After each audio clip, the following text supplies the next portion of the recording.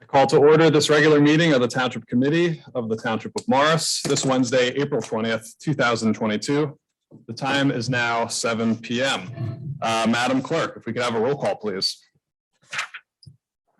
Mr. Ravitz? Here. Mr. Mancuso? Here. Ms. Wilson? Here. Ms. Olivo-Moore? Here. Mayor Gyorfy? Here. Moving on to the Pledge of Allegiance. Each month we have a different member of the Township Committee leading our Pledge of Allegiance, and I am lucky enough this month to lead in the pledge here in Town Hall. So if everyone would please rise and salute the flag. I pledge allegiance to the flag of the United States of America, to the Republic republic for which it stands, one nation, under God, indivisible, with liberty and justice for all. Oops.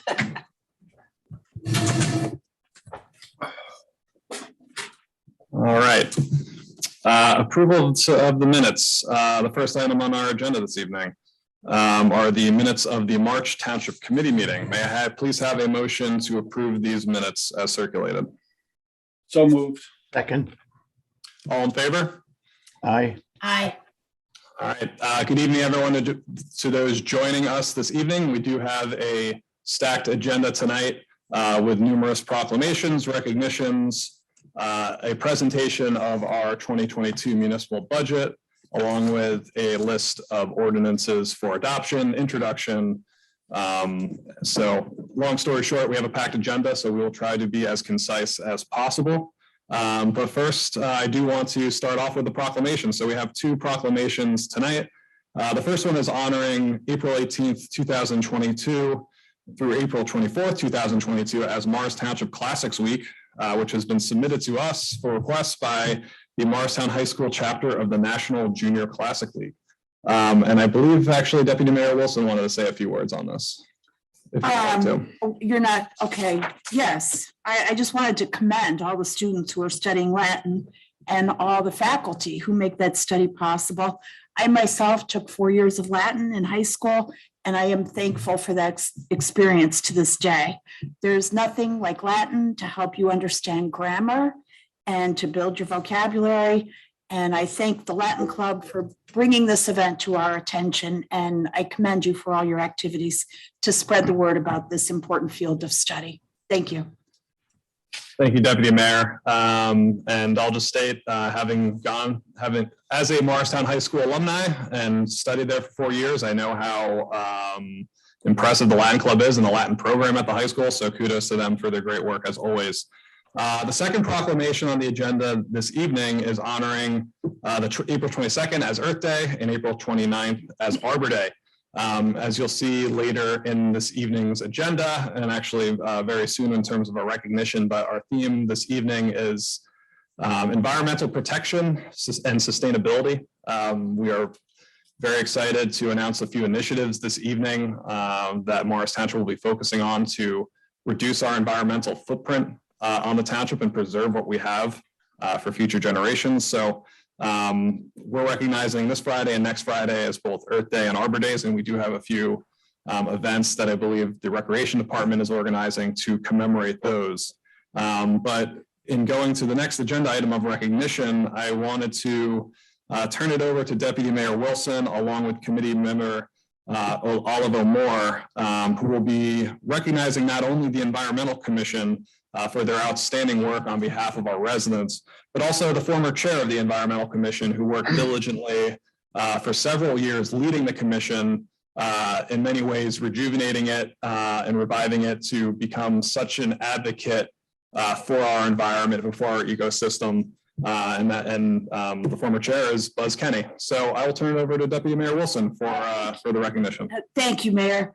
With Earth Day and Arbor Day both celebrated in April, this is a great month to highlight the huge number of ways that Morris Township is working to protect our environment. This is a theme. You'll hear a lot about it tonight's meeting. I am happy and honored to kick it off by sharing a recognition of the members of our Environmental Commission, many of whom have joined us this evening. And I think, Mark, are you able to move the EC members over as panelists? I think we sent you that list. yesterday, if you can. I know we have a number of them online. Okay, we'll just go on. So I'll move on. okay, Who was the, Bring up the appendix. Go ahead, Kathy. we're going to move over some of the members of the Environmental Commission who are with us this evening. And while they're working on that, I'm going to go ahead and read the recognition. Whereas Morris Township's Environmental Commission is an advisory body first established in 1969 in accordance with New Jersey law. Whereas the members of the EC include local volunteers who share exceptional interest in helping to protect the environment, preserve natural resources, and create a more sustainable community for future generations. And whereas all members of the EC willingly and enthusiastically volunteer their time to serve on this commission and participate in innumerable ways in the many vital functions the EC performs on behalf of our community. And whereas one of EC's most important functions is to prepare site reviews, whereas due to the special leadership efforts of recent EC Chair Buzz Kenney and current EC Chair Brian Morgan, Morris Township's EC has engaged in exceptional site review training activities for its members and has worked to expand the EC's capacity to participate in this very important function in meaningful ways. Whereas in addition to site reviews, the Morris Township's EC has worked on a large number of initiatives that support environmental preservation and sustainability, for which some illustrative accomplishments include our EC members have shared information at many public events, including at this year's first ever Winter Farmers Market at Convent Station. They've developed new and additional content for the EC's webpage. They have created a new and very engaging monthly newsletter on energy aggregation, in addition to presenting a public information session on energy aggregation in 2020. The EC has done continuing research of its own and has encouraged the passage of 2 resolutions of support by the governing body. On the municipal energy audit in 2021, due to the time, efforts, and expertise of our township administrator and department heads, a baseline audit of all municipal buildings was completed. This was a huge undertaking for township staff, and the EC is immensely grateful for their work. On trees and invasive species, the EC created a do not plant list, which offers guidance on invasive plants to avoid. This list will be shared widely, not only with applicants who come before the township's land use boards, but also with relevant municipal departments and the community at large. The EC also submitted a grant for funding to support a project entitled Plant a Native Wildflower Demonstration Garden at Butterworth Park. It supported the 2020 bamboo ordinance. It devoted numerous hours of volunteer help for the Great Swamps native plant sale, which is going on right now. And it also organized and distributed tree saplings to residents. And that is coming up again this Saturday. Composting, our EC worked together with Madison's EC to co-host informational webinars and sponsor composter sale events.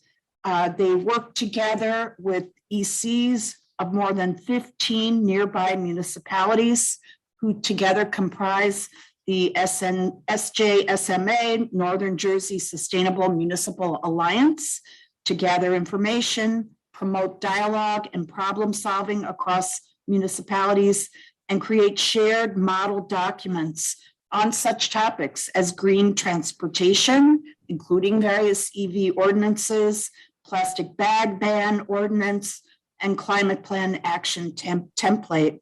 Also, another action of our Environmental Commission Sustainable Jersey program, members of the Green Team are working actively to compile the documentation necessary to achieve Sustainable Jersey certification for Morris Township for the first time ever. Whereas current members of Morris Township's Environmental Commission include Barbara Buda, Brian Morgan, Cease Kent, Charlie Shatner, Jen Karsich, Josh Sachs, Siva Janata, Leslie Jones-Wentz, Margie McKibben-Favreau, Balky Iyer, Carolyn McLean, Dan Hayes, Hart Coven, John Lando, Ned Gardner, and Sanjeev Sharma. Now, therefore, be it resolved by the Township Committee of the Township of Morris that recognizes and commends the members of the Morris Township Environmental Commission for your devotion to environmental stewardship and sustainability, and for the excellence of your work in pursuit of the myriad number of initiatives and activities that includes. We applaud EC members for your efforts, congratulate you on your accomplishments, and extend our sincere gratitude and appreciation for your dedication and service to our community. Thank you all.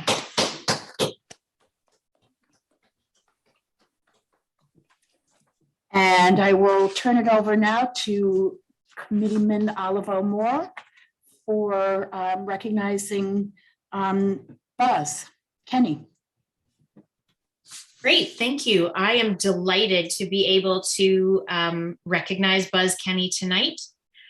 Whereas Morris Township's Environmental Commission, EC, is an advisory body first established in 1969 by ordinance number 2269 in accordance with New Jersey Statute 4056A1, and whereas between 2019 and 2022, under the leadership of Daniel Buzz Kenney, as he served as chair, the Environmental Commission pursued a rigorous schedule advancing initiatives to better our environment, educate the public, and work towards lessening the environmental impact Morris Township has on our environment. And whereas Chairman Kenney led local volunteers in helping to protect our ecosystem, preserve natural resources, and build a legacy of a more sustainable community for future generations. And whereas during Chairman Kenney's diligent leadership tenure, the Township of Morris, first, became one of the first municipalities in the county of Morris to prohibit single-use plastic bags. Second, completed Morris Township's first energy audit, encouraging the township to enhance its ability to be a good steward of our community. Third, established critical relationships with other groups and organizations from neighboring towns to collaborate. Fourth, enhanced public outreach initiatives to keep residents informed of pertinent Environmental Commission activities and encourage participation. Fifth, adopted a resolution to discourage the planting of invasive species, which harm not only the local ecosystem, but the integrity of public lands. Now, therefore, be it resolved that the Township Committee of the Township of Morris recognizes and commends Chairman Kenney for his ongoing devotion to the environmental stewardship and sustainability and educating our friends and neighbors on the importance of such initiatives. And be it further resolved that the Township Committee applauds your work leading the Environmental Commission on behalf of the Township of Morris and extends our sincere gratitude and appreciation for your dedication and service to our community. Thank you. I am not able to see who's on, but if I know that some of the members of the Environmental Commission who are here tonight, I believe are on. And I believe Buzz Kenney is with us too. He is. I'm not able to see him. Yeah, but- Buzz, you can go ahead. If Oh, you want to say a few words. Oh, there you are. well, I want to thank you all, and more importantly, I want to thank the past and present members of the Environmental Commission because they did all of the work. We have made I'm no longer a part of it, but feel joined at the hip. We made incredible progress in just 2 short years, and against the headwinds of a pandemic, in a number of areas to conserve the township's natural resources, and to promote efforts to reduce the township's carbon footprint and make the township more sustainable in the face of the increasing effects of the warming of our planet. So I am extremely proud of the members, of the past and present members of the commission, and I wish it nothing but continued success in the future, because the future of our good planet Earth depends on it. And just one quick side note. I wish to thank a true force of nature, Kathy Wilson, but for her trying to put a political sign on my lawn, none of this would have happened. And we'll be forever grateful. But she has a way of encouraging and achieving involvement by others in township affairs, and I hope that continues as well. So I thank you very much, and I wish all the members of the commission continued success. Thank you, Buzz. It was really a pleasure to work with you. You had a phenomenal effect in the 2 years you were with us. And I just want to thank you also for the work you did on bringing associate members to the EC. That's opened up a huge assistance of bringing in new people with additional qualifications and interests and time to volunteer. And it's just been a great asset to our EC. So thank you so much for all you did.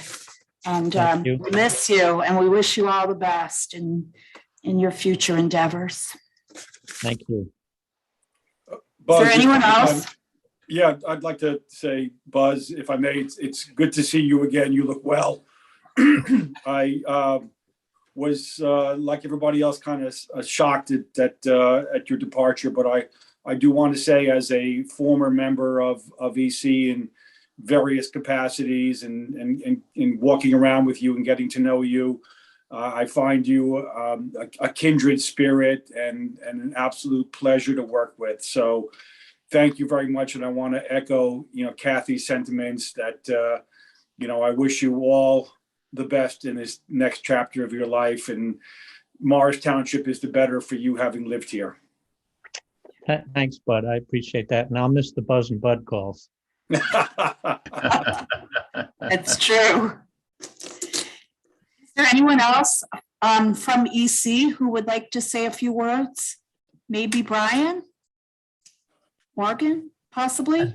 Yeah, I'm here. No pressure. If you I didn't prepare anything, so I didn't know I'd have the opportunity to speak. But again, I've spoken with Buzz multiple times since he stepped down, and could not be more thankful for his leadership. Again, I echo his sentiment about Kathy bringing me on board, was very appreciative.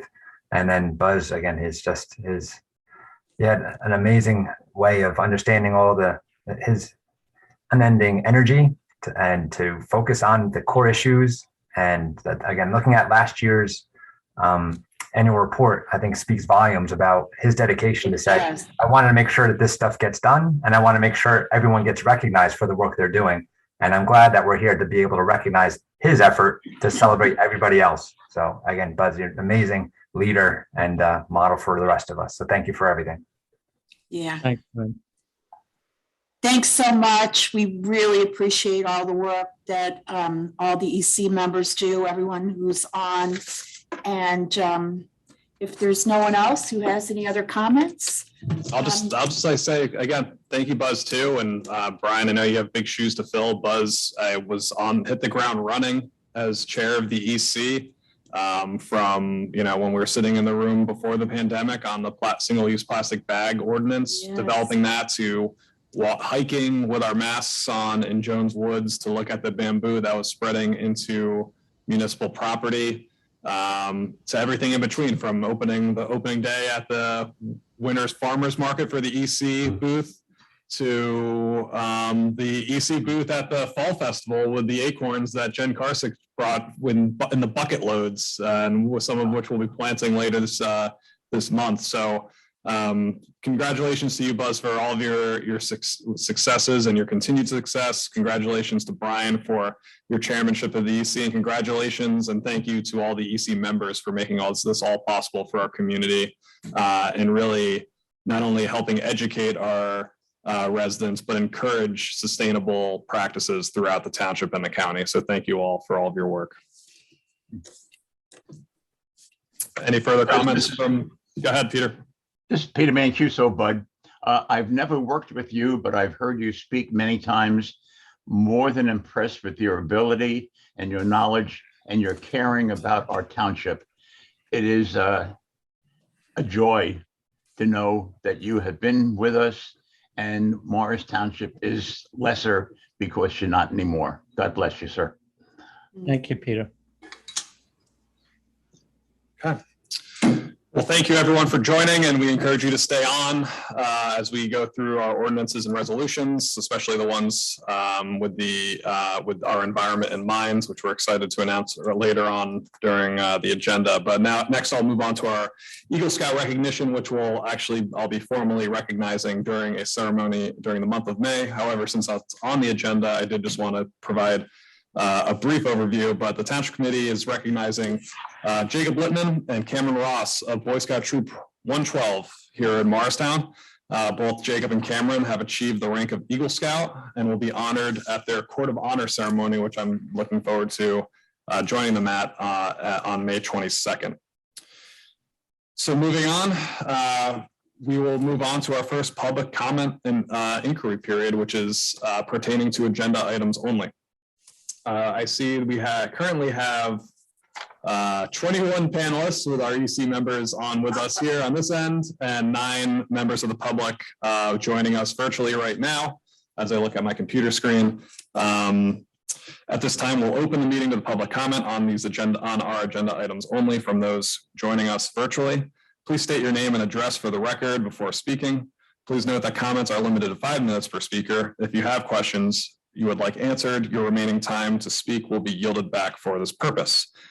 With that, is there a motion from the committee to open the public comment portion? So moved. Second. All in favor? Aye. Aye. All righty.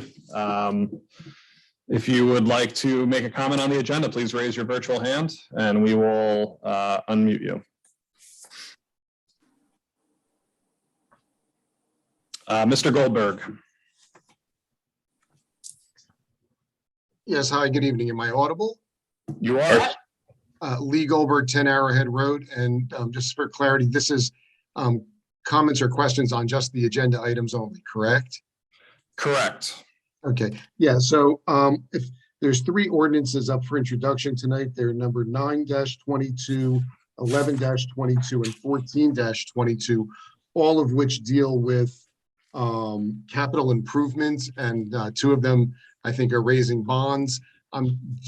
Is there what's the differentiation between these 3 different line items? Any clarity that can be given as to what type of capital improvements, are they tied to specific projects, or are they all just general in nature? Defer to Mr. Quinn if you want, unless you want to do it now or during the budget. It's going to be in the budget process, but I can address it. Okay. Now. Number 9 is the amount that we would actually do out the bond for. Number 11 is that the money is already in hand and that we're going to pay 100% for that one. What was the third one? 13. 13. 14, I believe. 14. I'm sorry. 14 is coming out of our general capital fund. It's already funds that we have on hand. So there's basically 3 types of funds in the current account, and that's the general improvement, the general capital, and then the ones that we're going to go out to bond for.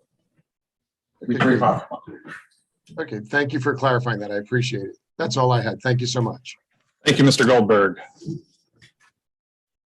Any other members of the, we have Andy Feldman has his hand raised. Hi, can you hear me? Yes. Yes, we can. Can we have your name and address for the record, please? Yeah, Andy Feldman, 11 Sanders Street. I just have a comment on resolution 96-22, which is recognizing global warming induced climate change and supporting the state goals to combat that. I'm glad we are talking about this and taking action in response to global warming, and also hearing what the Environmental Commission has done is really wonderful. I've noticed a lot of the resolution and a lot of talk in the news lately is about electrification and electric vehicles. I like EVs and I think they are a great part of the solution, but they also have their own questions and issues. As the resolution states, 42% of greenhouse gas emissions come from transportation and 19% comes from electricity generation. If we changed all transportation to electric, we'd still have pollution since we need to generate the electricity to run it. Even if all electricity generation were changed into renewable sources, we'd still have pollution from manufacturing, mining the materials needed for EV batteries, brakes, tires, and all of the general upkeep that roads and car infrastructure require. So I kind of view changing to EVs as more of a risk mitigation rather than a risk elimination. And the solution should include EVs, but also we should focus on reducing the number of car trips, as this would have a much larger impact on the climate. Public transportation, bike lanes, and other pedestrian infrastructure should be an equal, if not larger, part of the town's plans to meet this resolution. And not to mention EVs are expensive and place the burden on citizens to purchase and upkeep these vehicles, which not everyone can afford. We live in a really great area that has lots of great walkable locations, and currently the majority of car trips carry a single person to locations that are nearby. Just from my house, within a 10-minute bike ride, I could get to Morristown, grocery stores, restaurants, Lowe's, really anything I need. But there is no pedestrian or bike infrastructure in existence, so I have to drive there for the most part.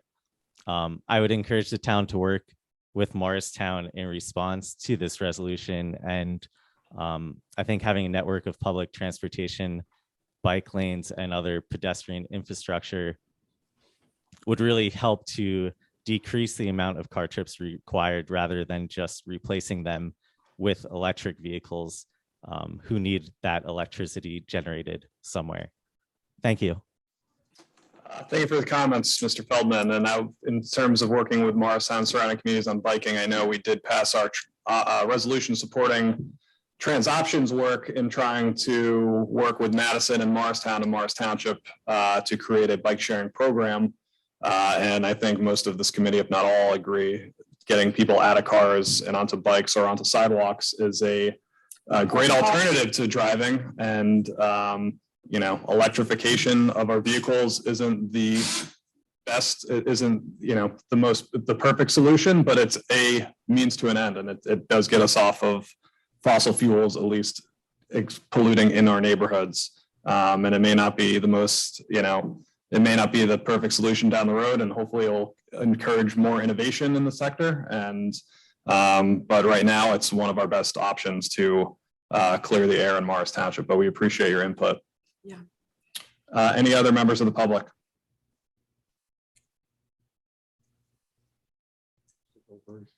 Mr. Reel or Reitz? Matthew Reed?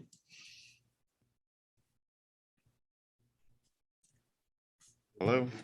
Yeah, we can hear you. If you could say your full name and address for the record, please. Yeah, my name is Matthew Riate. I live at 4 Locust Street. I just wanted to give a shout out to the last person that was on here and say that I really support what he was talking about. And that I think we really could use a lot more bike lanes and just more pedestrian centered infrastructure. So that's it. All right. Thank you, Matthew. Appreciate you joining us tonight. And again, I think most of this committee, if not all, agree with that. And we have been trying to incorporate more sidewalks.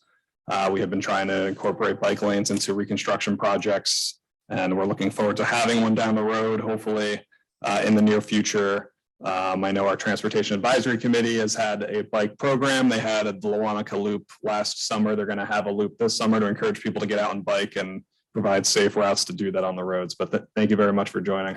I might also add that anyone who's interested is invited to attend the monthly meeting of our Transportation Advisory Committee, second Wednesday, 7 o'clock. And the link would be on the agenda that's on the Township website. Yep.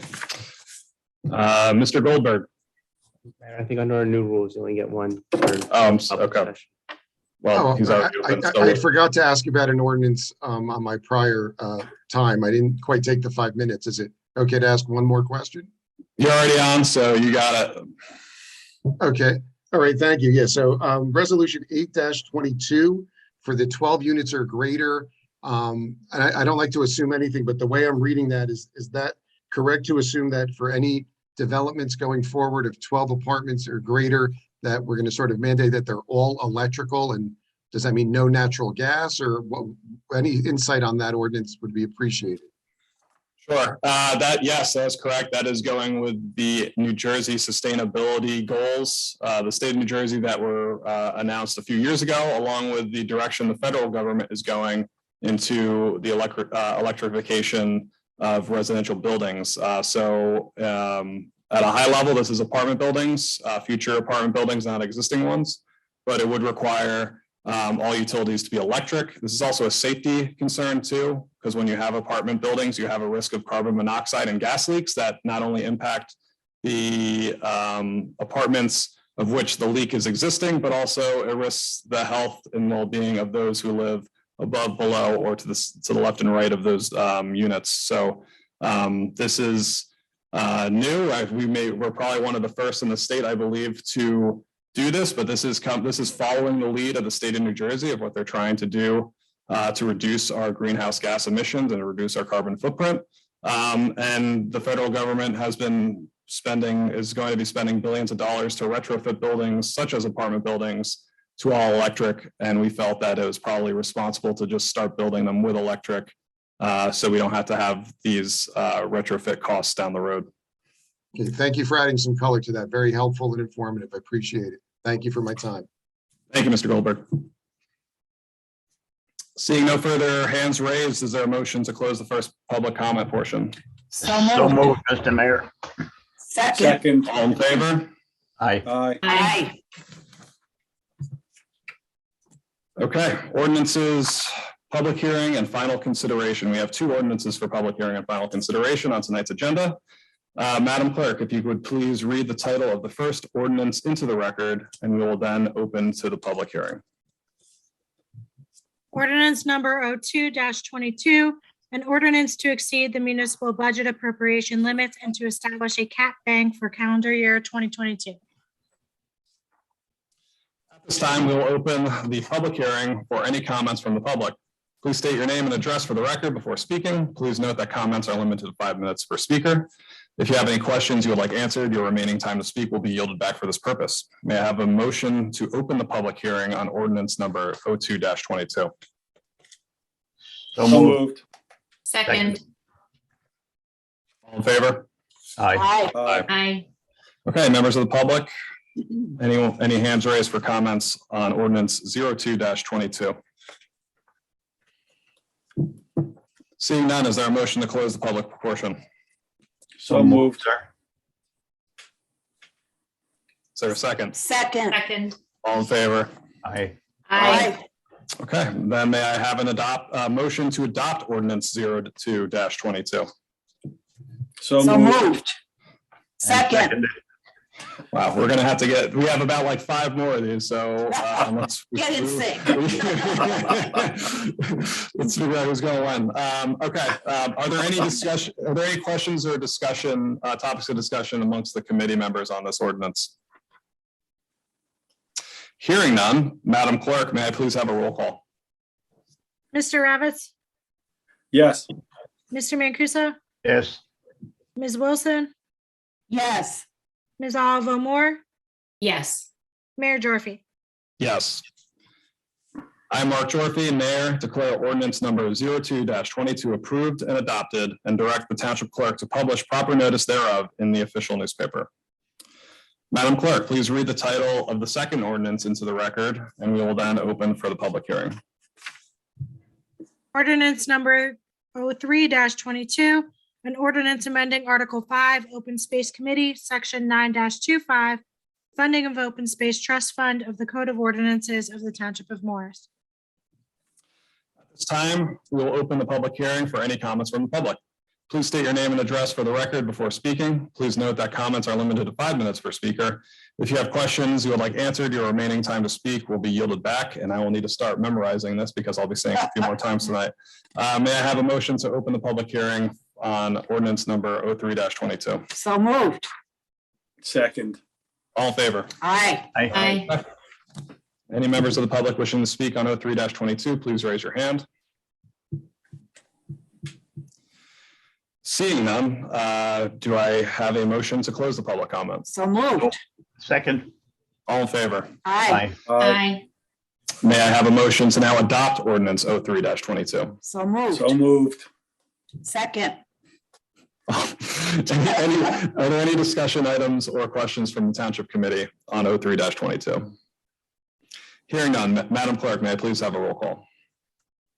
Mr. Ravitz, Yes. Mr. Mancuso, Yes. Ms. Wilson, Yes. Ms. Olivo-Moore, Yes. Mayor Gyorfy. Yes.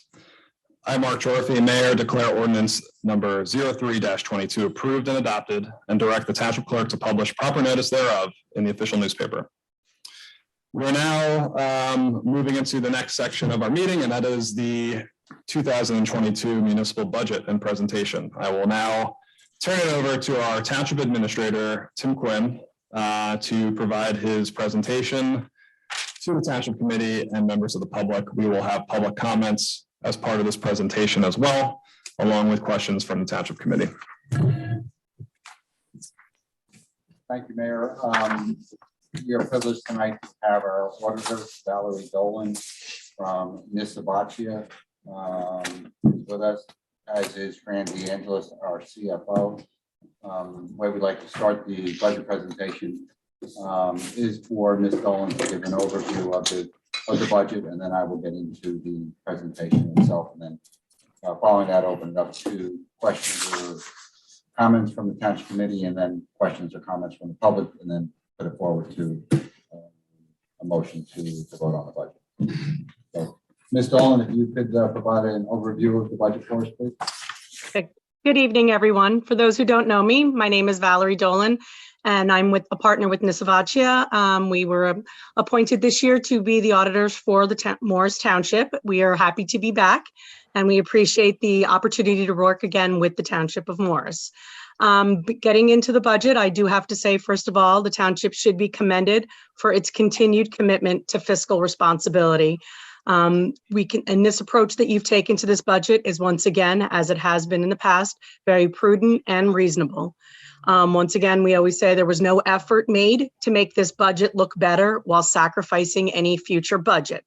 You are below both the levy cap and the appropriation caps as required by the state of New Jersey. And you were actually state reviewed and have received the approval from the state to adopt your budget tonight, if so be. While you are doing all of these wonderful things with Morris Township continues to provide top-notch services to all of the residents of the township. Thank you, Valerie. Thank you, Valerie.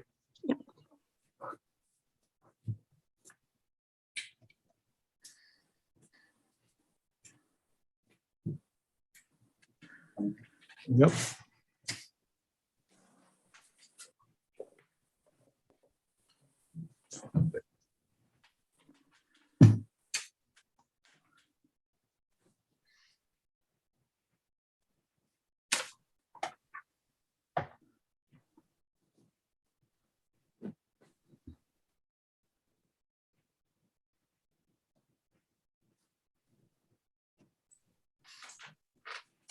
All right, it's my pleasure to present to the mayor and the township committee our 2022 Just move budget. your mic closer to, I'm not sure if the, thank you. My pleasure to present the 2022 budget to the mayor and the township committee and to the public. Want to just kind of go over the overview of the process, but before I begin that, there's many important people that were instrumental in preparing this budget. The first goes out to our department heads. They understand the significant financial constraints that go there and that we make sure that every dollar that is provided by public funds is justified. We work with them year round. Ms. DeAngelis, my CFO, and I work with them year round, looking at the budgets, making sure that the appropriations are properly spent and justified. As we go into the budget process, once it's submitted by the department heads, we then have standing committee meetings with 2 members of the governing body and the department head and myself. And we start reviewing each line item by item, to justify what those recommendations are. Once we have completed all of those, I then meet with the finance committee, and this year being Committeeman Mancuso and Mayor Gyorfy, and we kind of bring all the 16 departments in together and as to what we will be able to appropriate this year, where we need to look to possibly make reductions, and sometimes possibly where we're going to put in additional funds to support policies, projects, or items that are required for the efficient operation of the township. Once we have all that together, we work with Valerie Dolan from Nisavacia, and we're able to pull the budget document together with her assistance in doing that for the introduction in March, and then for the oversight when we went through the state review, and now for this presentation tonight. But one of the most important components of this is I just want to recognize Fran DeAngelis, our CFO. She is an instrumental person in assisting me in bringing all of our numbers together and putting it into a very responsible and financially prudent budget. So her oversight with that is just essential to putting this all together. As Ms. Dolan stated, we are required this year because of some deferred charges we had to take because of COVID to have our budget reviewed by the state. That took place after we introduced in March, and glad to say the state came back and did not have any major suggestions or anything else for our budget, and gave its approval to move forward tonight. As in most years, we do have a number of challenges, and as you all know, the last several years, the biggest challenge has been COVID and the impact that's had on municipal finances. Going back to 2020 from our budget, we saw a reduction of over $900,000 in our current fund, $430,000 in our swim pool utility, and $210,000 in our parking utility. Due to the being very fiscally responsible on the current fund, we were able to absorb that $900,000 decrease. However, on the 2 utilities, because they're based on user fees, and that's how the budget is done, we had to take deferred charges on those, where we had to go back and pay back ourselves for the loss of revenue that we had. And as I said, that was $430,000 for the swim pool and $210,000 for the parking. We're given 5 years to do that, but Ms. DeAngelis and I have been working on that, and then working on that with Ms. Dolan, and we're going to be able to do that, we believe, in 2022 and the second half in 2023. Other challenges we had in the budget, during COVID, there was a significant reduction in enforcement from local police department and others that issue summonses, and we saw a significant reduction, as did all municipalities, in the revenue that we took from the joint court. We were always trying to make that our expenses would equal our revenue on that, but it's far short. We are starting to see that come back a little bit, We have a little bit of a change in our joint court for 2022. One of the members, Harding Township, has decided to drop out for this year. And so now there are 4 municipalities. Again, Morris Township remains to be the largest contributor to the joint court. In the past, we were around 35% of the caseload. That is now up to about 45% for this year. And we'll see how that goes into the future years. Other challenges that we have are our employee costs, dealing with salary and wages, health insurance, and pension. I'm going to get into all of those in a little bit further in my presentation. We've also seen this year an increase in other insurance costs, especially on the liability side. And we are also seeing a significant increase in some of our swim pool expenses, dealing with chemicals, and then also dealing with the minimum wage.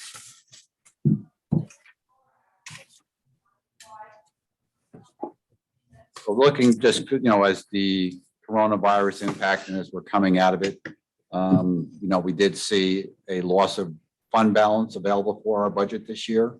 A lot of that had to do with how we needed the budget in 2021 because of the significant loss in revenue and many of the things that would roll over into fund balance. We did not have that option this year. So we have a reduction in the amount of money that we can use towards the budget. We still see a reduction of our general fees, such as the hotel room tax. It is coming back. Municipal court fees, they are coming back. One of the hardest hit is the reduction of interest on investments. We're seeing, very little return on that as other municipalities. And finally, on our swim pool, a lot of restrictions were there, especially for 2020. We saw them going into 2021. We were able to finally open up, but we did see a loss in revenue or a reduction in revenue from previous years post-COVID. I am pleased to say that our anticipated revenues, although we have to budget a lower number, the return so far on the swim pool has been fairly brisk, and I think we're going to be back where we were pre-COVID on the swim pool and be able to sustain our operating expenses with the user fees that are coming in. One that's kind of still lagging with COVID is our parking lot fees. Unfortunately, the return of residents going into New York City or other cities along the New Jersey Transit line have not returned. So we're still only bringing in about 32% of our pre-COVID expenses, primarily the parking permit fees, and then the daily parking fees are extremely low. The fortunate part for us on the parking is, through fiscal responsibility and going that we've been able to manage that without having any significant impact on the current budget. We can continue to move forward to providing those services we do for the parking utility. It's just that the revenue again is going to be low, and we budgeted low for 2022 and hoping that we will see a return of the commuters into 2023. Just a quick overview on the budget process. As I said, Fran and I work on it year round, but our department heads in preparing the new budgets, I meet with them in October and they're given the direction of what is anticipated for their operating expenses and what they need to justify. They start moving that together and they submit that to us in November. And then following that, they submit their capital budgets. Fran and I start the process of reviewing all of these budgets that are coming in. Number one, to make sure that they're fiscally responsible, that the initial overview is that these are compliant with township policies. And following that, then we start meeting with the standing committees in December and into January to review with the department heads and the members of governing body on those standing committees and make the recommendations that will eventually go then to the finance committee, and working with Mayor Gyorfy and committeemen Mancuso in pulling all of those different department budgets together and bringing it into one major budget, which we worked with Fran and then again, Ms. Dolan from Nisavacia for the introduction of the budget in March, and then the anticipated adoption of the budget in April.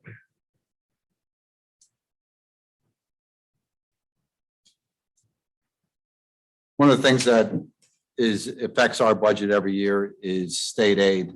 And it's actually a misnomer. It's actually comes up with energy tax receipts and also consolidated municipal property tax relief.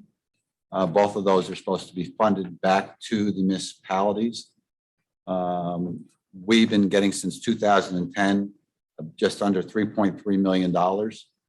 Of the biggest concern is going back to 2007, we were receiving $4.8 million. And it was reduced in 2009 by 500,000 and then by $1 million in 2010.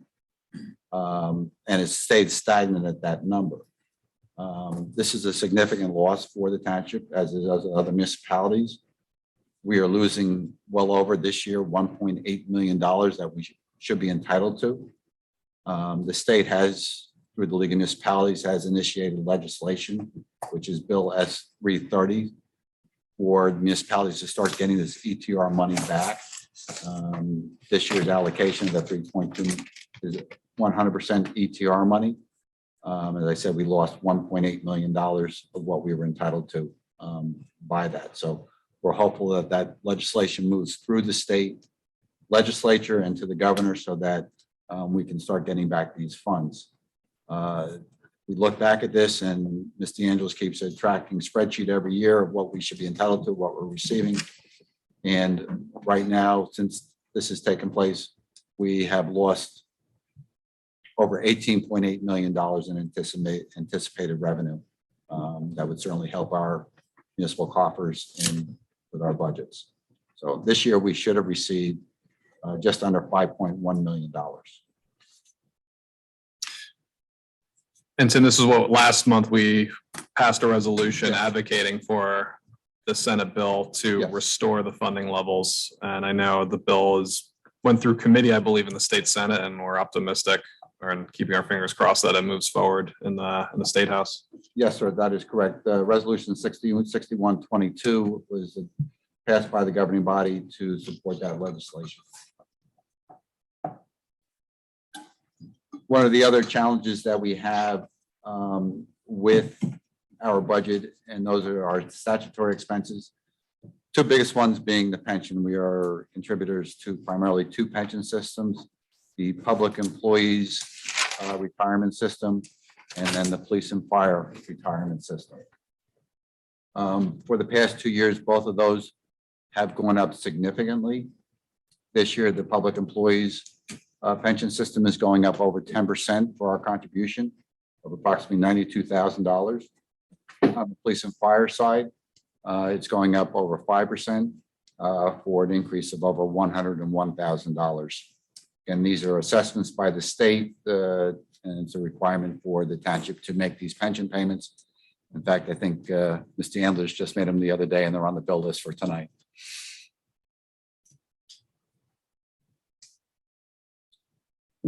Just taking a brief look at what these costs of the mandates do for us.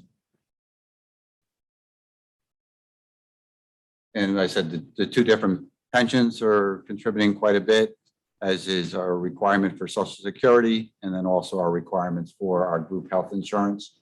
I will note that on the group health insurance, our employees do contribute a significant amount.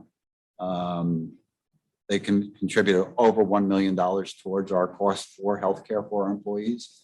And it's a result of about 30% of the premium for that.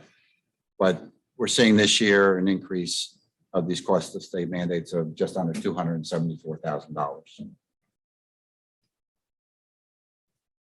The other big challenge that we have that is difficult to budget for is the cost of recycling and tipping fees. On the tipping fees, we saw a significant increase in our tonnage for 2020 and 2021, primarily to a lot of people working from home, kids not being able to go to school full time, We saw an 8% to 9% increase on our tonnage collection, and the tipping fees are going up roughly 2% every year on that, a little over $100 a ton. But the primary concern is recycling and the volatility of the recycling market. It is up and down. Where years ago, it was very profitable to the township. We were able to cover our costs for the disposal of the recyclables and also for our labor costs. We haven't been able to do that for the last 6 or 7 years, but we saw significant increases in the recycling costs, especially in 2020 and a little bit more in 2021, where they've gone up, they've come back down. We're hoping that they come back and start, it looks like they're starting to stabilize. But on the recycling, the only place that we actually make any money is on cardboard. And the other ones now we're paying to have to dispose of those recyclable materials. We're still, as you know, mandated to do it. It's the correct thing to do, but every year we are looking at what these are and how they're going to impact our budget. But I'm pleased to say for this year, we've seen some stability in the recycling market that took place in the second half of 2021. And we anticipate that it's going to carry over into 2022. So we were able to decrease the amount of money we needed to budget for that this year.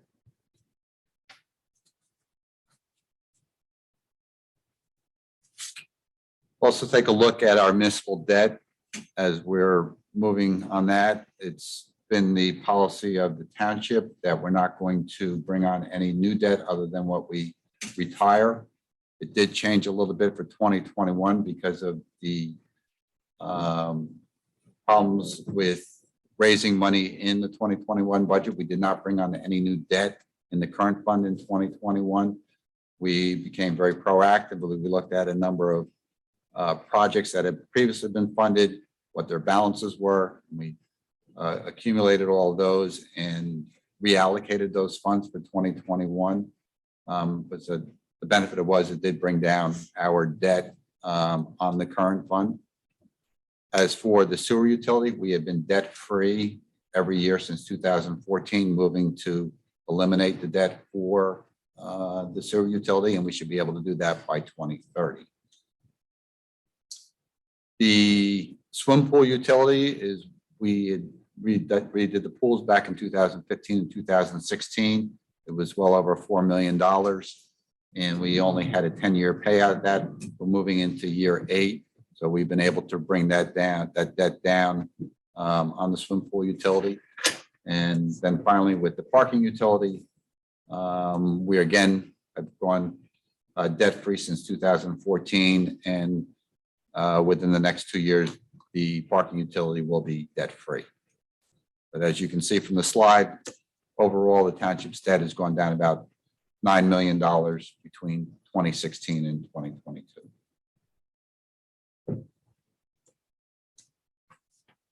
The other variables that go into looking at the budget and how we're going to do it are union labor contracts.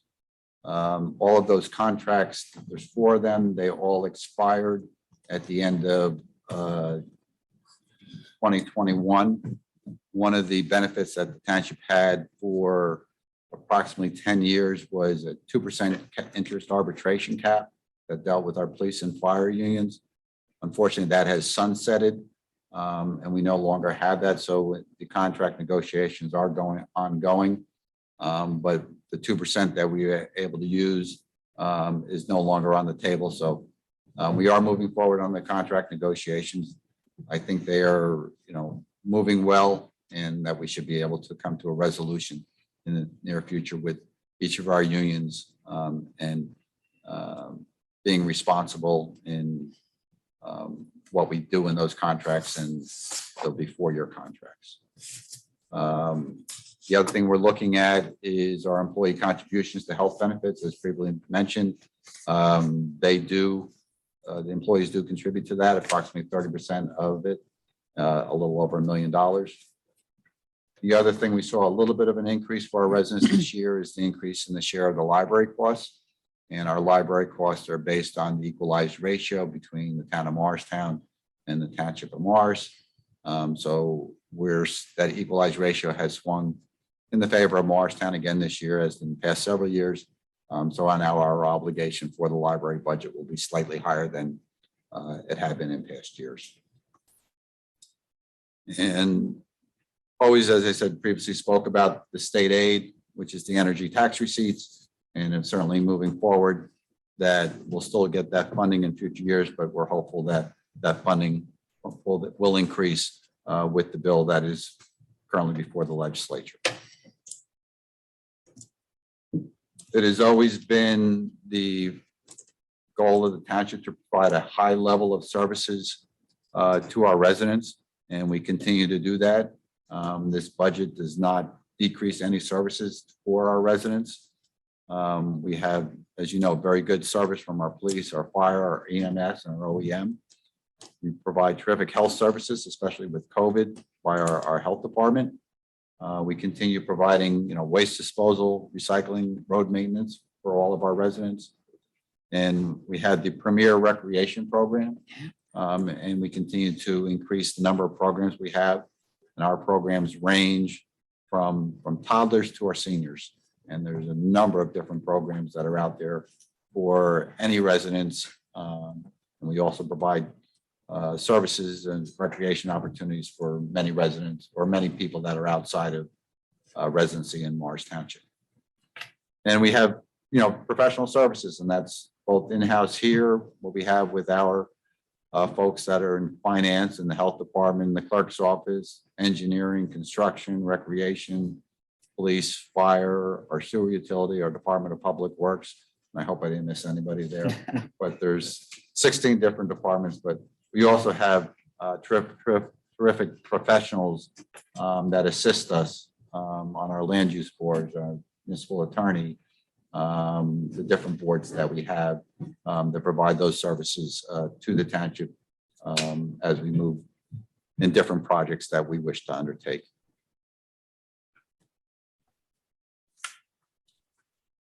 We're also always looking at shared services, and major thing with shared services, we take a very close look at that. And one of the primary factors is it has to be beneficial to the township. We just don't do shared service because it's the in thing to do. We want to make sure that this is financially responsible for the township. One of the big ones was that we joined the joint municipal court. We're in that with Madison, Chatham Township, and Chatham Borough. And going back to that, when we did in 2013, it has been a significant financial benefit to the township, and we're well in the $200,000 to $225,000 range that we're saving for having that joint municipal court. We also have sewer contracts with many neighboring towns for affluent. Some we take, some we send out to other municipalities, but it makes it very profitable. And by doing this, we have not seen a user fee increase on our sewer utility since 2007. And the sewer utility is fiscally stable and do not foresee any significant increases in the user fees. And we continue to work with our other municipalities as they also have new development.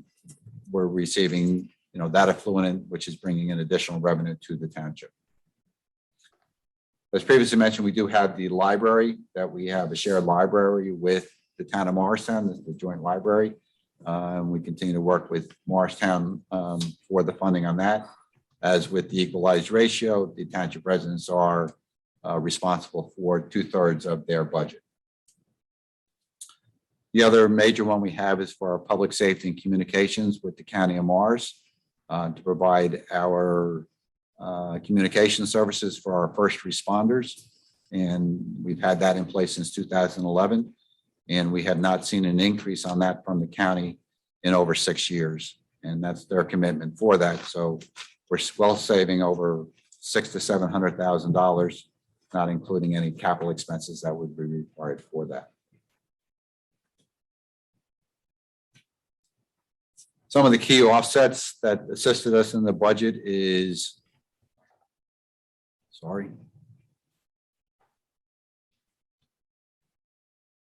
Back up. Mark, do you know how to bring that, go back to the previous? Oh, thank you, sir.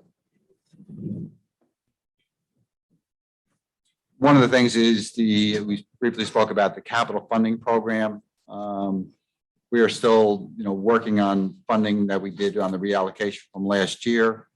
Looking at that, so our capital funding program is down approximately $600,000 from previous years that would normally go into the budget.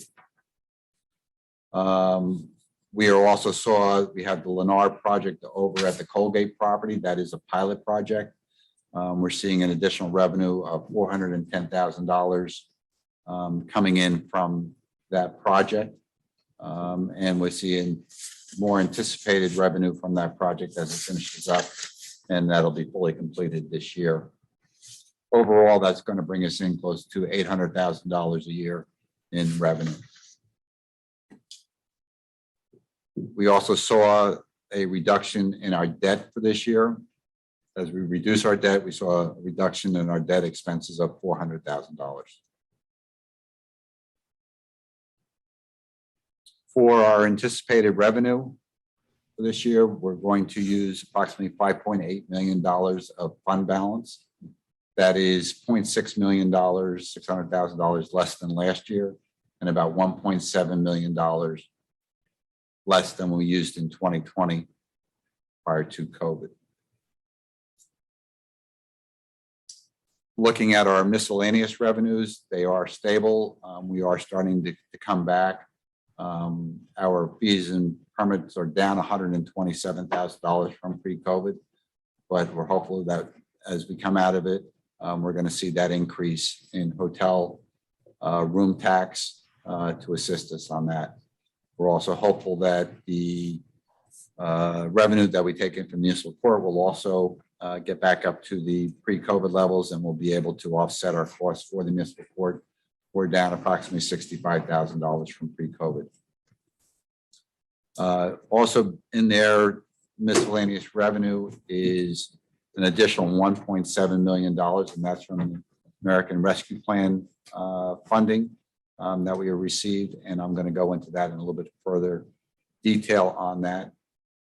Delinquent tax revenue is a little over $500,000.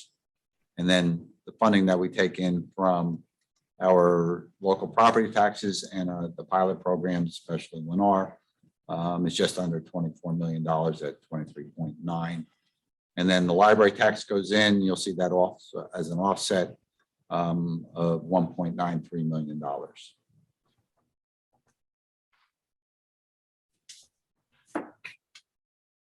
For our appropriations, the biggest one is our salaries for our employees. We're just over the $15 million level for 2022. Our operating expenses are about $11.5 million. Similar to on the revenue side, there's an additional $1.7 million in there for that ARP money, which I will explain a little bit further how we're going to spend that money. And then we previously said the statutory expenses, such as our pension costs, go into the next one. Our capital improvement that we have to fund as part of that program is $3.68 million. That's about $300,000 more than last year when we had very little money to put towards the capital program, but it's about $700,000 less than we allocated in 2019 and 2020.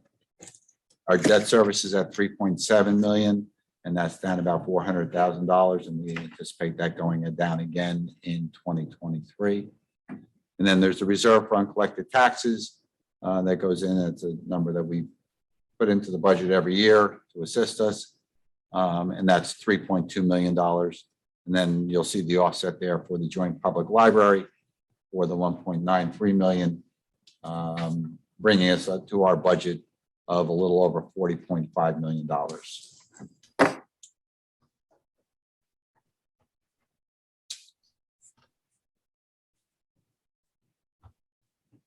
And if you could take a look, this is for our property values and also assists us every year as we move forward with additional tax revenue. This year, with new properties coming on board or improvements that were made, our assessed property values went up approximately $24 million, which will assist us in the budget process. And our equalized ratio, which is used for the county taxes and also for the school board taxes, is at 93.02%, which means if somebody's house is valued at $600,000, that it would be much more than that, but that's what the assessed value is. So as that equalized ratio number goes down, the property values actually go up. So when we did our reval, we were at 100%, and now it's down to 93. So what the sign shows is that the housing costs for Morris Township are going up. So people that purchased the house, back in 15 or 16 would see a fairly significant increase on their investment.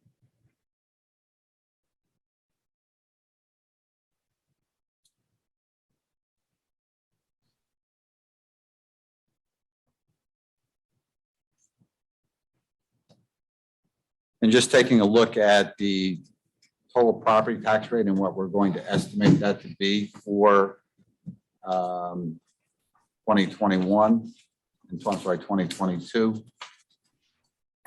is the municipal rate's going to go up approximately 2%.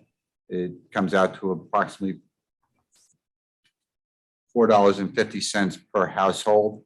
On the municipal side will be $2,646. The county, we believe, is going to be stable. Looking at the equalized ratio, we contribute approximately 5.8 to 5.9% of the county budget, and that will remain approximately where it is. We are seeing an increase in the school. As I said, Morris Township does contribute approximately 66% of the school budget, and as that ratio changes, so there is going to be a significant increase for our taxpayers on the school side of the budget of approximately $150 a year. We're also looking at our open space. The open space fund has been operating at a deficit for the past 10 years. We want to be able to make sure that we have significant funding available if open space properties become available and that we have the funding to purchase them. We're looking to restore the open space assessment going back to where we were at the 2009 level, and that equates to approximately $60 per household. The library is a set formula, and again, with the equalized ratio, we are looking at the average homeowner paying approximately $216 for that. So the average tax bill for a property that is valued at the mean of $600,000 will be $11,730 for that. This slide will basically show how the property tax distribution is done. So for your tax dollar, Morris Township is the collector. 61% goes to the school district, 14% to the county, 23% for our municipal services, and 1% for the library. The purpose of this slide is to just show you the difference in the increase in the average property tax, and it's primarily fueled by the increase in the funding for the schools. The schools on average go up approximately 2% per year. We try and stay under that. We've been able, on the municipal level, be able to stay under that pre-COVID, but it needs to go up a little bit due to the offset of revenues. And again, we'll take a look at it again every year very diligently, and so that any increase would be at a minimal for our residents.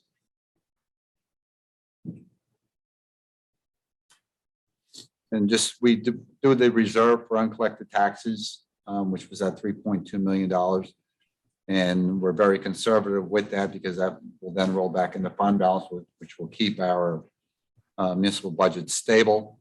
But as you can see, our tax collection rate, and a lot of credit to our tax assessor, Rebecca Roth, working very diligently our tax collection rate every year is well over 99%.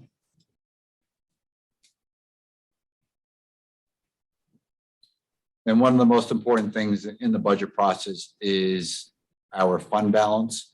And to maintain a fund balance in case of any emergencies that come along, or as I said, one like when we had with COVID is the perfect example.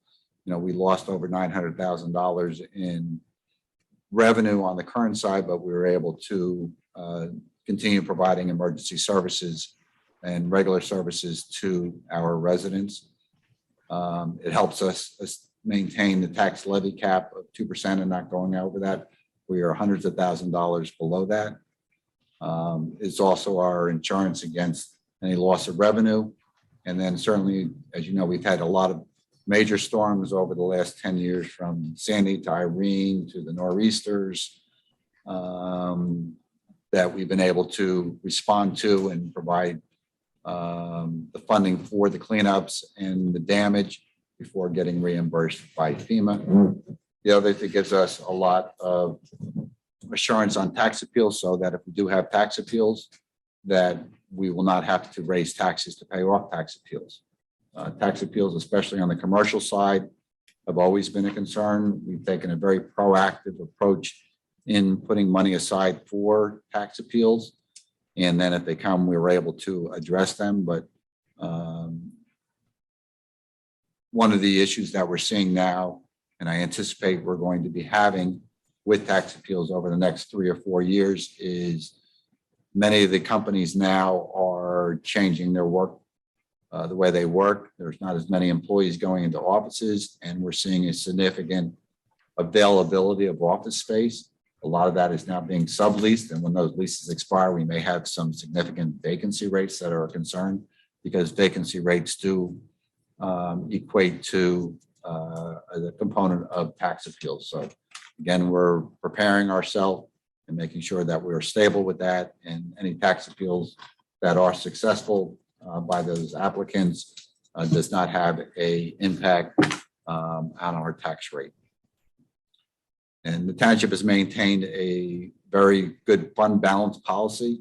I did put the policy up here. Our fund balance policy is to make sure that we have the funds available, and that we maintain somewhere between 15% and 20% of the appropriations, minus the reserve for uncollected taxes. For this year also, we did not include the American Rescue Plan funding for that. We are going to be maintaining a fund balance of just over 15% of our appropriations that we've done in past years, to maintain our fiscal responsibility. And that's just to kind of look at our fund balance history over the years of what we've used in past years and what we've brought in. Our year-end balance of a little $11.1 million was down from previous years. Well, hopefully we'll get back up there as we used our fund balance and say in that policy helps us to keep the tax rate low. And besides the current budget, we also have 3 other budgets that are part of the municipal budget in whole. And those are our 3 utilities, and the utilities are based on user fees. The first one being the sewer utility. Our budget is a little over $9.1 million of that. Just under 6.1 of that is for operating expenses. 1.9 million of that is for capital projects. And then a little over $1 million of that is for debt service. On the parking utility, operating expenses are approximately $250,000. We do have debt of $37,000 that made this year. And then, as we previously discussed, because of the loss of revenue in 2020, we were going to make 50% of that deferred charge, and we're going to put in $85,000 towards that in this year's budget. On the swim pool, it's $1.5 million. Operating cost for the swim pool is $885,000. Our capital, 5% down on our capital projects is just under $10,000. Our debt service on that is $412,000, and we're going to make that deferred charge of $218,000 on this year's budget. And again, hopefully again in the 2023 budget, and take care of those deferred charges.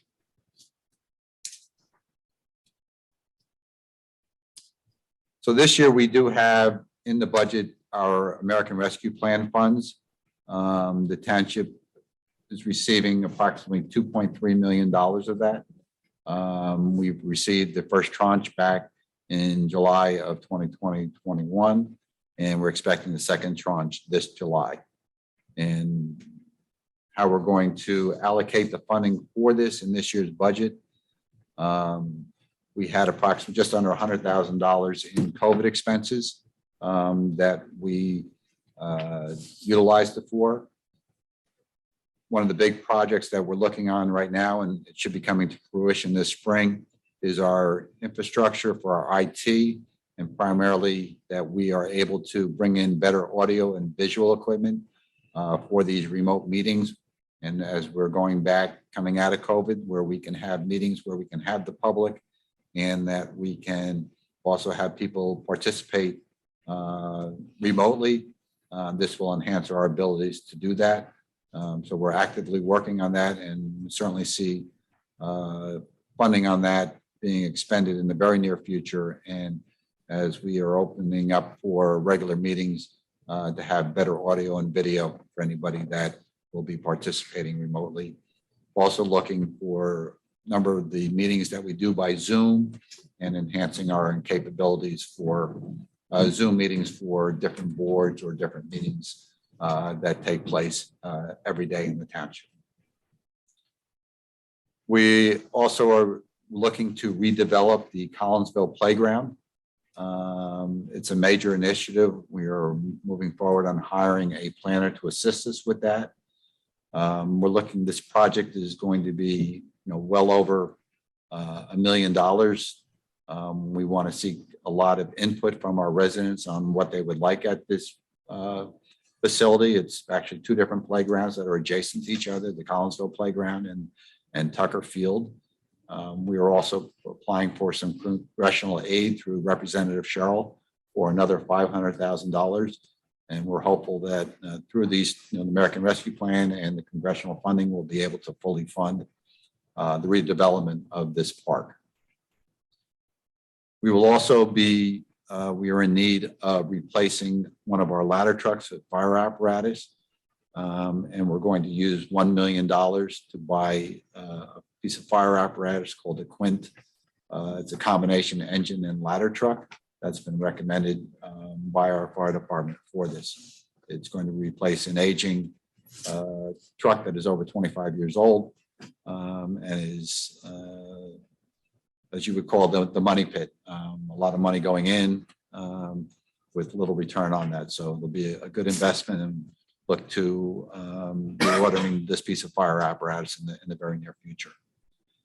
We're also going to put a little bit of the money into the budget on the utilities as to help us offset those operating costs for those deferred charges, with $85,000 for the parking utility and $218,000 for the swim pool utility, and then leaving a little bit in reserve of that $2.3 million for our 2023 budget. So looking at the 2022 budget, it's, we're maintaining all of our services. We're maintaining our annual road overlay projects that take place every year. It's approximately $750,000 that do that. We are putting money into the budget. Already funding was in place for Normandy Parkway. We added some additional funding for that. Another state aid project we have is Southgate Parkway. We're receiving $339,000 towards that. It's a little over $1 million project, so the funding is in the budget for that. And then also for the reconstruction of Walnut Street, and moving forward on that project and the funding for it, so we can do that project. We have another number of other projects on engineering that will be moving forward that deal with drainage, curbing, and sidewalk repair or replacement throughout the township. And will also be in our project here, we have a trash truck that needs to be replaced, and that'll also be part of the capital program.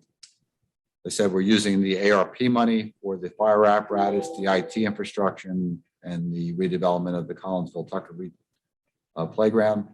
We're very conservative. We went many years without an increase. Unfortunately, with COVID, we've seen that our municipal revenues are just not able to do that. So we've seen slight increases the past 2 years on the municipal tax increase. The increase for 2022, is roughly $4.33 a month on the home of approximately $52,000 a year. So it's our goal and it's our effort, and we will continue to be fiscally responsible in our budget and how we look at funds and allocate funds this year, and then funds that aren't used and can be rolled back into fund balance for use in future years. Challenges that we have for 2023, again, our salary and wage increases. As I said, hopefully we'll have our labor contracts in place and our revenue projections. I'm hopeful that we'll be back at the pre-COVID projections for that, and that will significantly help us. We still have the challenges that we have every year with, what are we going to get in our state aid? How much is healthcare costs going to go up? And how much are the pension costs going to go up? All three are beyond the control of the township. So, they are major components of the budget that we have to work around, whether there's increases or decreases for those statutory expenses. And again, it comes to balance, as it does every year, and providing the best services we can to our residents, maintaining our infrastructure, and balancing that with the amount of money that we can raise through property taxes and not having an overdue burden on our property owners. And with that, that will conclude my presentation. I would certainly open it up to any questions or comments from the governing body. Thank you, Mr. Quinn. Thank you, Fran, as well, for all of your diligent work. And thank you, Mr. Mancuso, our Finance Committee Chair. And I will turn it over to you for your first crack at questions or comments. Thank you very much, sir. Unfortunately, I had some computer troubles, so I probably missed the first half of the presentation, but having read through it twice, I think I was pretty adequately informed. As Mr. Quinn said, and especially my thought process with him, he has done an incredibly good job to make this budget what it is. He's worked tirelessly with Fran DeAngelis, and on occasion, I say with the mayor and myself, we've done everything we could to try to implement his thought process, but his thought process in doing these things is substantially better than ours. We have to also thank Valerie Dolan from Ms. Voucher and the thought process that she put into it. But my fears and apprehensions and thought processes and problems is we've gone through a problem with COVID, and I'm not quite sure if it's going to end as quickly as we'd like to. We had a difficulty with some of our deferred charges. The joint court with Harding leaving has cost us money. Salary and wages going up, and it's very, very difficult to control that with the inflation period that we're in right now. Our health insurance premiums have gone up, as have our pension premiums and other insurance costs. The swimming pool has been a bit of, well, I wouldn't say a bit, has been a burden. I think we're coming around to taking care of the difficulty. And of course, the minimum wage that we're going to be, that we're sort of saddled with will impact on us. The loss of fund balance has been a problem. The hotel room tax coming down and the municipal court fees coming down have also impacted on the budget. our swimming pool fees and revenue cover, we're trying to get back to pre-COVID amounts, but we've got a way to go. Parking lot reduction, as Tim said, is 32% down on average. Our state aid statement, our state aid is down from 2009 until this year by $19 million because of the cuts going back to 2009. We've lived with the same state aid for almost 10 years now, but it's cost us $19 million to amortize or handle this situation. The 2% increase in our tax rate comes out to, as Tim said, $52 per household at homes valued at around $600,000, bringing together a budget of $40.5 million. We're in the process of negotiating with all our unions to take care of the salary and wage increases that are coming up. We feel very positive, though, as I can see, about 2022, and especially on 2023, if the COVID expenses go away. We are particularly concerned about fiscal responsibility, and we spend more hours in doing that and bringing you a budget as balanced as we possibly can. We were very happy to be part of the American Rescue Plan. And since we've been working on this from November through right now, we still keep our AAA rating, maintaining this fund balance of between 15 and 20%. And the fund balance is part of our general operating budget, but the fund balance is what we would call surplus back in the old accounting. And it is critical that we have that money to roll over every year. We only bond what we redeem every year. We work very, very hard at doing that. So I just commend Tim and Francine and the mayor for putting all the effort into what we've done. And hopefully this time next year, when my 22nd budget comes up, we'll have a better report for you. Thank you. I have a comment on that. Mr. Mancuso, with your comments, I think we can eliminate my presentation. You can do this, take my 30 minutes and drop it into 3.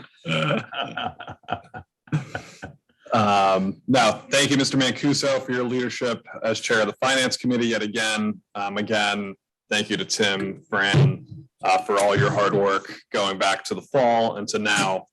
Like Mr. Mancuso said, without a doubt, the township's prudent planning over the past few years, as it relates to our finances, have without a doubt lessened our burden, the burden our municipality has seen during the wake of the COVID-19 pandemic.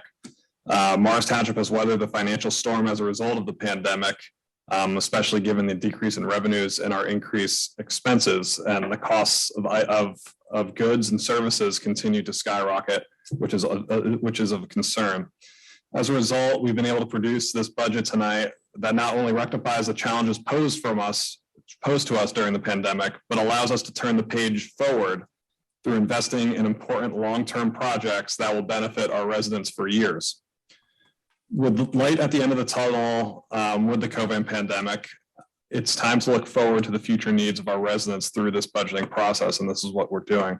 I'd be remiss without mentioning, as we've already discussed, the American Rescue Plan funding, which is helping us significantly. These federal dollars are allowing us to catch back up on capital projects that were on hold due to the pandemic, and will prepare our town for the future without the burden of borrowing further dollars by going out to bond. As shown through the presentation, our ARP funding is not only covering significant losses at our pool and parking utilities, but enabling us to invest in upgrading our IT infrastructure, creating a new vision for Collinsville, and investing in critical fire apparatus that will not only enhance our emergency response capabilities, but allow us to scale back our fleet and saving countless dollars on maintenance costs in the long run by having a vehicle that serves two purposes. So thank you to everyone who's worked on this budget. I think with everything going on in the world, as I said, with high costs of goods and services, inflation, further costs due to COVID, everything that's been thrown at us, we have been able to produce a budget with a very modest tax increase. And I think that's a testament to the preparedness we've had here in Morris Township ahead of the storm. So I would love to see us down the road to be able to continue to have flat budgets again and return to that. But because of the prudency we had, we didn't have to jack our taxes up sky high like other towns had. And I'm also happy that we're actually investing the ARP funds for capital investments and not using it as a slush fund to keep taxes low in an election year. So I think we did a good job, and I appreciate everyone's hard work. Mr. Mayor, may I? Absolutely. I want to echo what Peter and Mark have just said. I don't want to restate that. I do want to thank, Valerie and Francine and Tim and all the department heads. I sat in on budget meetings, on the standing committees, of which I'm a part of. And, I saw the wish list of all, what we needed. And it's always heartbreaking, to have to, draw lines through things and, to make a fiscally responsible budget. And I do want to stress that, our budget it's not a political budget. It is a budget that actually is fiscally responsible. And hopefully, we can, the line items that got deleted this year from various departments can be added back in next year if times are better. We have an incredible budget this year, raising taxes minimally, whereas other towns, as the mayor had said, have raised taxes significantly, is a testament to our prudent financial responsibility. So that is just fantastic to see, and our residents really should be applauding that. Well, one of the things that we strive for as the governing body is this whole idea of continuous improvement.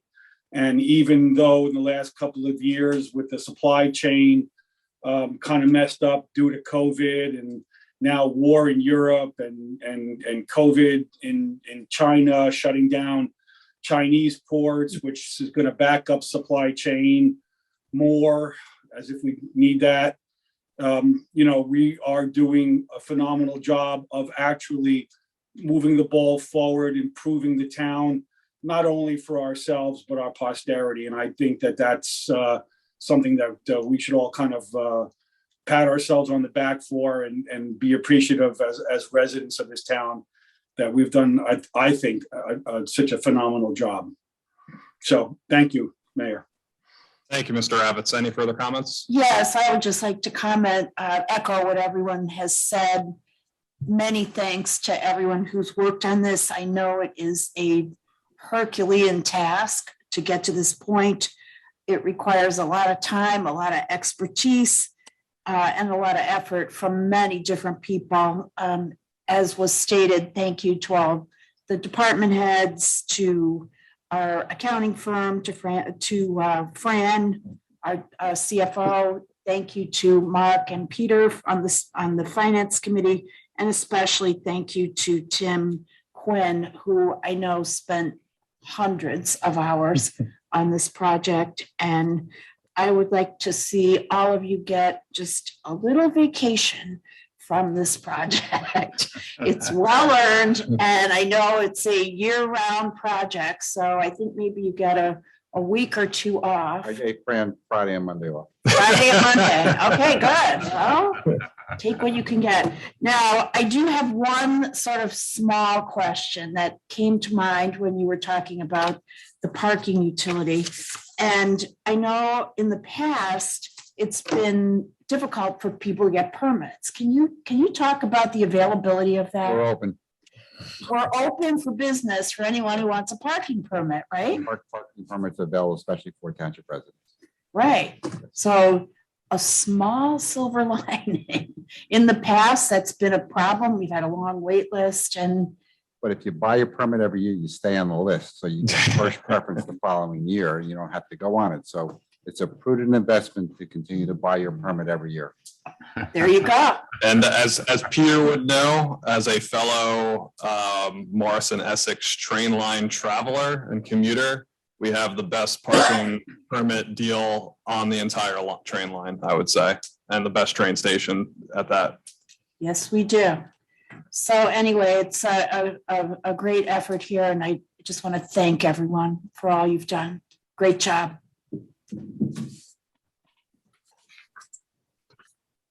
Okay, we will now move into the public comment portion. So at this time, we'll open up the public hearing for any comments from the public on the 2022 municipal budget. When commenting, please state your name and address for the record before speaking. Please note that comments are limited to 5 minutes per speaker. If you have any questions you would like answered, your remaining time to speak will be yielded back for this purpose. Now, may I have a motion to open our public hearing? So moved. Second. All in favor? Aye. Aye. All right. Members of the public wishing to speak, please raise your digital hands on Zoom and don't forget to state your full name and address for the record.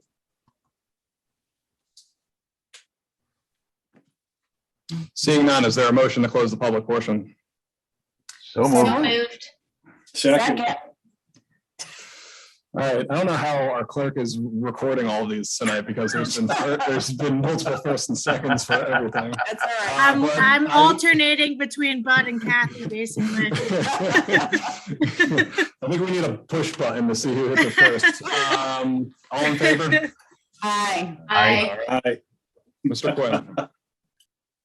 Mayor, if I may read into the resolution to adopt the budget, and I will ask then you call for a motion and see who goes quickest.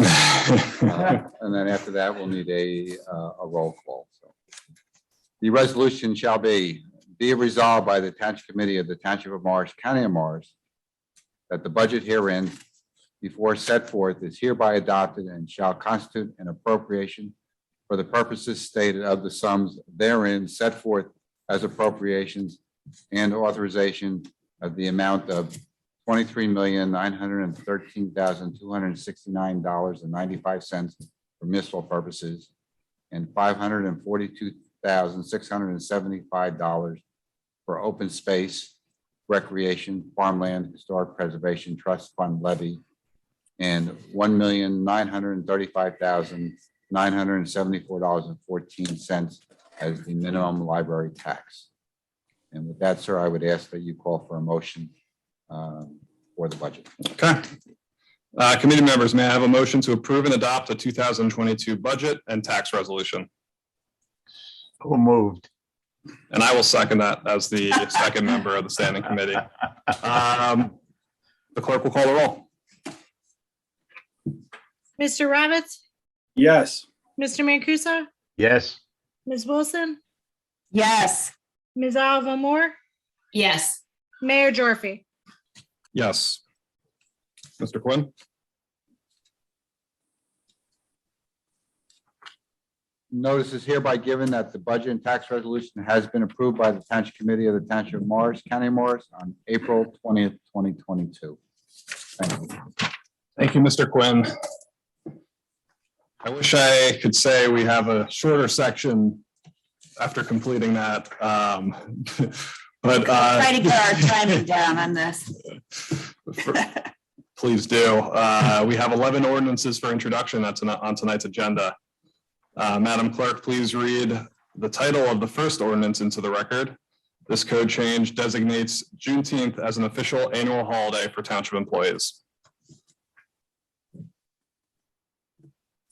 Ordinance number 04-22, an ordinance amending Chapter 15 Personnel Policies, Section 7, Vacations and Holidays, subsection E of the Code of Ordinances of the Township of Morris. May I have a motion to approve ordinance number 04-22 on first reading and schedule for a second reading at the regular Township Committee meeting on May 18th, 2022. So moved. Second. Any items of discussion or questions from committee members on ordinance 04-22? I would just like to state, I'm glad that we're doing this. I think it's the right thing to do after 2 years of, I think, social justice and racial justice advocacy throughout our country. Seeing the federal government instituting this last year, as well as the state of New Jersey, I think is appropriate for the Township of Morris to follow suit, and I'm glad that we're doing this. So with that, Madam Clerk, may we please have a roll call vote, please? Mr. Ravitz, Absolutely, yes. Mr. Mancuso, Yes. Ms. Wilson, Yes. Ms. Olivo-Moore, Yes. Mayor Gyorfy. Yes. The public hearing and final consideration and adoption of ordinance number 04-22 will be held at the next regular Township Committee meeting on Wednesday, May 18th, 2022 at 7 p.m. And you will hear me stating that another 10 times. The next ordinance for the introduction on tonight's agenda concerns the electric vehicle charging stations in Morris Township. For those who don't know, we now have actually 4 ports, 2 charging areas on municipal property, 2 at the municipal building, 2 coming online in the next few days at Streeter Pool. Madam Clerk, if you could please read the title of ordinance number 05-22 into the record for us. Ordinance number 05-22, an ordinance amending Chapter 88, Vehicles and Traffic, Article 2, Parking, Stopping and Standing, to add Section 88-2.13, Definitions, Section 88-2.14, Public Parking Spaces for Charging of Electric Vehicles, Section 88-2.15, Fees for Electric Vehicle Charging and Restrictions, and Section 88-2.16, Violations and Penalties, and adopting a schedule, what number is that? Is that 33? 33. 33, we're up to 33. Good thing we recognize the Latin Club too tonight. All right, may I have a motion to approve ordinance number 05-22 on first reading and schedule for a second reading at the regular Township Committee meeting on May 18th, 2022. So moved. Second. Any items of discussion or questions from committee members on 05-22? I would just Hopefully, say, this is the Mayor, first of many. Go ahead. Charging station. and I would say it's a sign that we're on the leading edge of bringing EV support infrastructure to our town. The fact that we need this. So, good job. All right, Madam Clerk, roll call, please. Mr. Ravitz, Yes. Mr. Mancuso, Yes. Ms. Wilson, Yes. Ms. Olivo-Moore, Yes. Mayor Gyorfy. Yes. The public hearing and final consideration and adoption of ordinance number 05-22 will be held at the next regular Township Committee meeting on Wednesday, May 18th, 2022 at 7 p.m. The following ordinance for introduction concerns salaries for non-union personnel. Madam Clerk, can you please read the title of ordinance number 06-22 into the record? Ordinance number 06-22, an ordinance of the Township of Morris, County of Morris concerning salaries for non-union personnel. May I have a motion to approve ordinance number 06-22 on first reading and schedule for a second reading at the regular Township Committee meeting on May 18th, 2022. So moved. Second. Any discussion items or questions from members of the committee? Hearing none, Madam Clerk, may we please have a roll call? Mr. Ravitz, Yes. Mr. Mancuso, Yes. Ms. Wilson, Yes. Ms. Olivo-Moore, Yes. Mayor Gyorfy. Yes. Public hearing and final consideration and adoption of ordinance number 06-22 will be held at the next regular Township Committee meeting on Wednesday, May 18th, 2022 at 7 p.m. I will now give myself a break and turn it over to Deputy Mayor Wilson for ordinance 07-22. And I will have to recite from memory You need this, Chip? the things that I have heard 3 times, and I do believe I could do it, but I will take the written text. Okay. So we're on ordinance 07-22. May I have a motion? First we'll ask the clerk to read the title. Thank you, Madam Clerk. Ordinance number 07-22, an ordinance of the Township of Morris, Morris County, New Jersey concerning fire department non-union personnel for salaries. Thank you. May I have a motion to approve ordinance number 07-22 on first reading and schedule for a second reading at the regular Township Committee meeting on May 18th, 2022? So moved. Second. Thank you. Are there any questions or discussions from the governing body? I will say we just have Mr. Mayor Gyorfy recusing because he's a member of the fire department. Madam Clerk, may I have a roll call vote, please? Mr. Ravitz, Yes. Mr. Mancuso, Yes. Ms. Wilson, Yes. Ms. Olivo-Moore. Yes. Public hearing and final consideration and adoption of ordinance number 07-22 will be held at the next regular Township Committee meeting on Wednesday, May 18th, 2022 at 7 p.m. Thank you. Thank you, Deputy Mayor Wilson. The next ordinance for introduction concerns utilities in future developments. As we stated, if those of you with us earlier during the first public comment, I gave a little bit of a highlight onto this ordinance, and I would actually go, I'll talk further about it when we get into our environmental resolutions. But Madam Clerk, can you please read the title of ordinance 08-22 into the record? Ordinance number 08-22, an ordinance requiring that all new residential and commercial developments of apartments or apartment-style housing of 12 units or greater be all electric buildings. May I have a motion to approve ordinance number 08-22 on first reading and schedule for a second reading at the regular Township Committee meeting on May 18th, 2022? So moved. Second. Any items of discussion or questions from the committee?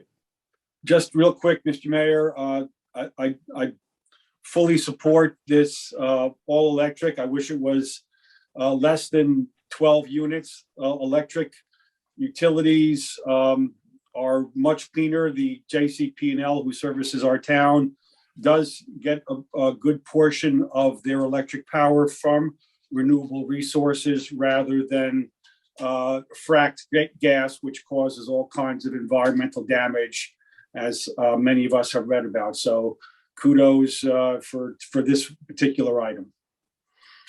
And I would just add, Mayor, that this is in line with state requirements. To me, it's another sign we're ahead of the curve. And I want to say a special thanks to Mayor Gyorfy for pushing this one.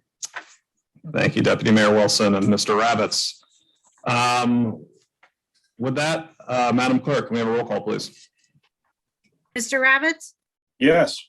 Mr. Mancuso, Yes. Ms. Wilson, Yes. Ms. Olivo-Moore, Yes. Mayor Gyorfy. Yes. The public hearing and final consideration and adoption of ordinance number 08-22 will be held at the next regular Township Committee meeting on Wednesday, May 18th, 2022 at 7 p.m. The following 6 ordinances for introduction on this evening's agenda include bond ordinances and capital ordinances. Madam Clerk, can you please read the title of ordinance number 09-22 into the record?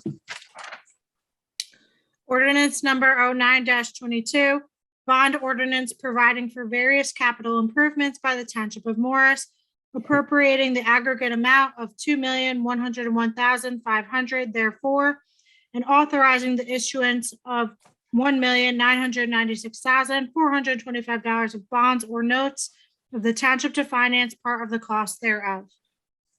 May I have a motion to approve ordinance number 09-22 on the first reading and schedule for a second reading at the regular Township Committee meeting on May 18th, 2022?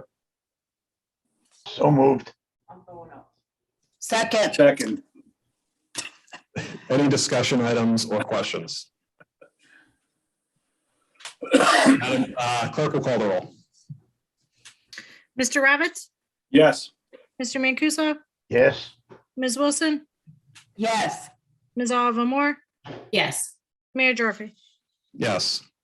Public hearing and final consideration and adoption of ordinance number 09-22 will be held at the next regular Township Committee meeting on Wednesday, May 18th, 2022 at 7 p.m. Madam Clerk, can you please read the title of ordinance number 10-22 into the record?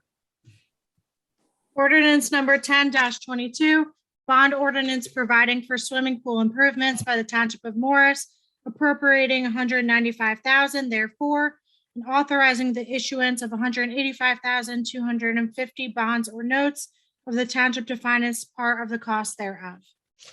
May I have a motion from the governing body to approve ordinance number 10-22 on first reading and schedule for a second reading at the regular Township Committee meeting on May 18th, 2022? So moved. Second. Any discussion items or questions? Hearing none, Madam Clerk, roll call, please. Mr. Ravitz, Yes. Mr. Mancuso, Yes. Ms. Wilson, Yes. Ms. Olivo-Moore, Yes. Mayor Gyorfy. Yes. The public hearing and final consideration and adoption of ordinance number 10-22 will be held at the next regular Township Committee meeting on Wednesday, May 18th, 2022 at 7 p.m. Madam Clerk, can you please read the title of ordinance number 11-22 into the record? Ordinance number 11-22, an ordinance appropriating the aggregate amount of $1,321,700 to provide for various capital improvements by the Township of Morris. May I have a motion to approve ordinance number 11-22 on first reading and schedule for a second reading at the regular Township Committee meeting on May 18th, 2022? So moved. So moved. Second. Any questions or discussion items? Hearing none, the clerk will call the roll.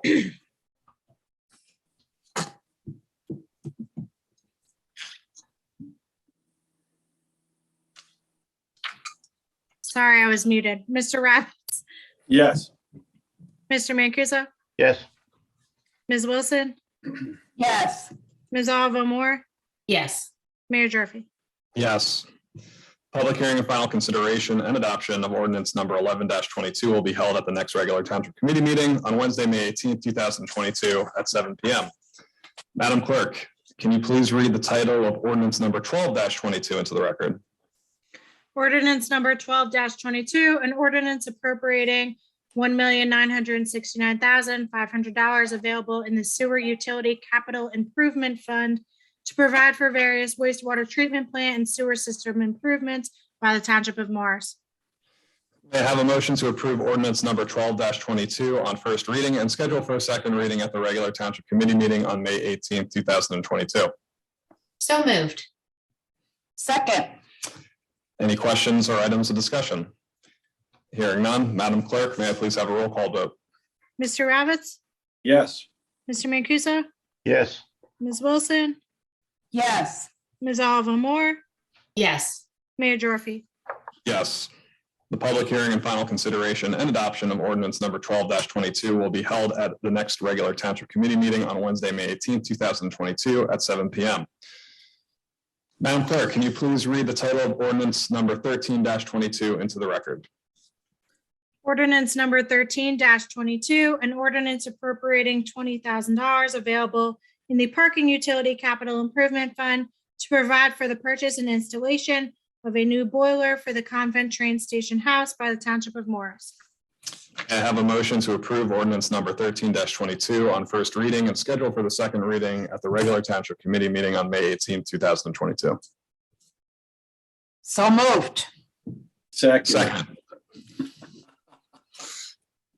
I don't have any questions or my only comment is the train station needs sufficient heat for the parking attendant who works there, and I'm glad we're doing it for that individual. Madam Clerk, roll call, please. Mr. Ravitz, On behalf of the guy that works there, yes. Mr. Mancuso, A warm yes. Ms. Wilson, Yes. Ms. Olivo-Moore, Yes. Mayor Gyorfy. Yes. Public hearing and final consideration and adoption of ordinance number 13-22 will be held at the next regular Township Committee meeting on Wednesday, May 18th, 2022 at 7 p.m. Don't worry, we only got 10 more pages of this. Madam Clerk, can you please read the title of ordinance number 14-22 into the record? Ordinance number 14-22, an ordinance appropriating $115,250 available in the General Capital Improvement Fund to provide for various capital improvements by the Township of Morris. May I have a motion to approve ordinance number 14-22 on the first reading and schedule for a second reading at the regular Township Committee meeting on May 18, 2022? So moved. Second. Items of discussion, questions, hearing none, the clerk will call the roll. I think that was a tie between Tara and Bud. She can have it, ladies first. Mr. Ravitz, Yes. Mr. Mancuso, Yes. Ms. Wilson, Yes. Ms. Olivo-Moore, Yes. Mayor Gyorfy. Yes. The public hearing and final consideration and adoption of ordinance number 14-22 will be held at the next regular Township Committee meeting on Wednesday, May 18, 2022 at 7 p.m. It is 9 o'clock. We just went through all those ordinances. We still have 16 members of the public joining us. Kudos to them sticking through all of this. We are now moving on to the resolutions. Fortunately for everyone, we vote on these en bloc. I believe we'll have 2 sets of votes for these resolutions. We have 22 in total on tonight's agenda. I would request that we vote on resolution numbers 90-22 through 96-22 separately. And I call now for a motion to approve all other resolutions by one motion. So moved. Second. All in favor? Aye. Aye. Now, may I have a motion to approve resolution numbers 75-22 through 89-22? 75 through 80. So moved. I'll second that. And I believe we will now have a roll call vote. Mr. Ravitz, Yes. Mr. Mancuso, Yes. Ms. Wilson, Yes. Ms. Olivo-Moore, Yes. Mayor Gyorfy. Yes. At this time, I would like to invite members of the Township Committee to comment on resolution numbers 90-22 through 96-22. These resolutions all concern environmental initiatives, and we referred to them earlier in tonight's agenda. So I will be commenting and invite other members of the committee to also comment should they feel necessary. Is everything okay? Okay. Earlier this evening, we passed proclamations recognizing Earth Day, which is this Friday, as well as Arbor Day, which is next Friday. And I'm excited that our Recreation Department will be marking these occasions by planting trees with the help of local students and along with some gardeners as well at our community garden. Informing and educating the public of the importance of environmental protection is a critical tool for the preservation of natural resources we have here and that have been left to us here in Morris Township. But to be good stewards of our local environment, we will be judged ultimately by our actions, not by our words. A few years ago, the township, as we stated earlier, was one of the first municipalities in the county to ban the use of single-use plastic bags, ahead of the pending statewide ban that will be implemented in the coming weeks. Additionally, the Township Committee passed one of the first electric vehicle charging ordinances in the state, which, like the plastic bag ban, was implemented ahead of state regulations and has led to the pending installation of over 50 public electric vehicle chargers throughout the township, 4 of which are now at public facilities. While we may not be able to afford the initiatives put forward by higher levels of government, it is our responsibility to have as big of an impact as we can locally. This approach allows us to implement policies before the state and federal regulations are promulgated, providing us an opportunity to start having an immediate impact. Tonight, we are pleased to introduce another ordinance that was developed to take the next step towards reducing our town's impact on the environment, which follows elements of the state and federal sustainability efforts that have yet to been put into effect. With the introduction of ordinance 08-22, we take the first step to requiring new construction of multifamily development to rely on all electric utilities, during a time when the federal government is literally paying landlords across the country to convert older buildings into electric buildings. Furthermore, as part of the year's budget, and through several resolutions, which we'll be voting on shortly, Morris Township is committing to our long-term sustainability by purchasing electric vehicles to transition our municipal fleet into cleaner running vehicles, by budgeting over $100,000 for native trees to be planted in public rights of ways and open space, and committing to this continued effort for the next few years, to restoring our open space trust fund to 2008 funding levels so that we can enhance the maintenance of our facilities and remain competitive to acquire new public lands for preservation, to studying and evaluating new opportunities for energy aggregation, which has been led by our Environmental Commission, and for residential property owners to have the ability to actively decrease our reliance on fossil fuels as a source of electricity. Again, through our Environmental Commission, we're also encouraging the planting of native species by members of the public at their private homes, as well as through future development projects here in Morris Township, as having the do not plant list as part of our site plan review process at our land use boards. I would be remiss if I did not recognize the Environmental Commission members who were on earlier with us tonight, who got the ball rolling on many of these initiatives, along with Deputy Mayor Wilson and Committeewoman Olivo-Moore, who serve our Environmental Standing Committee. We have so appropriately recognized this group earlier this evening for their outstanding work for our town. Without their efforts over the past few years and in the coming months, our town wouldn't be at the point we are now in terms of pushing forward sustainable policies for the future. I will now open up for any further comments from members of the committee. Deputy Mayor Wilson. Thank you, Mayor. I would just say that this package of resolutions is a sign to me of the extent to which Morris Township's commitment to protecting our environment. It really is a team effort. Some of these resolutions were initiated by the governing body, particularly Mayor Gyorfy. Some were initiated and came through our Environmental Commission.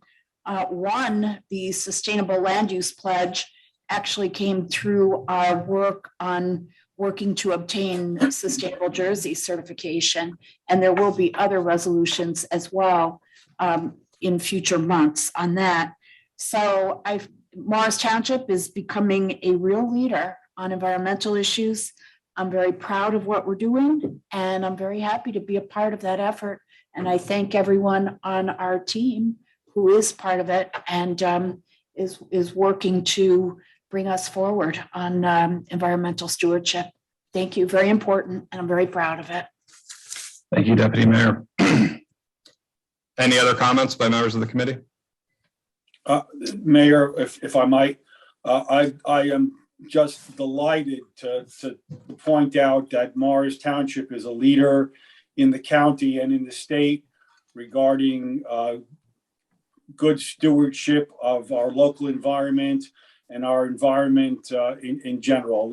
We have really done a phenomenal job with the ordinances and resolutions that we've passed and all the hard work from members of the EC and the governing body who have backed, initiatives. It's just an absolute delight to see this, and kudos to everybody. And I look forward to much more down the road as we continue to share our successes with other towns and other towns share their successes with us, that we can all emulate and learn from each other and, do what it takes to do our small part in helping combat climate change. So Mark and Kathy, this is Peter speaking. Thank you for all your efforts and thought processes and put time and effort into what's going on here. We do appreciate it so very, very much from both of you. Thank you. Thank you. Thank you, Mr. Mancuso. Lastly, for me, I just want to say that I'm proud to be a part of this. And, if we look back in my lifetime, New Jersey has warmed faster than most other states. It's warmed by 2 degrees.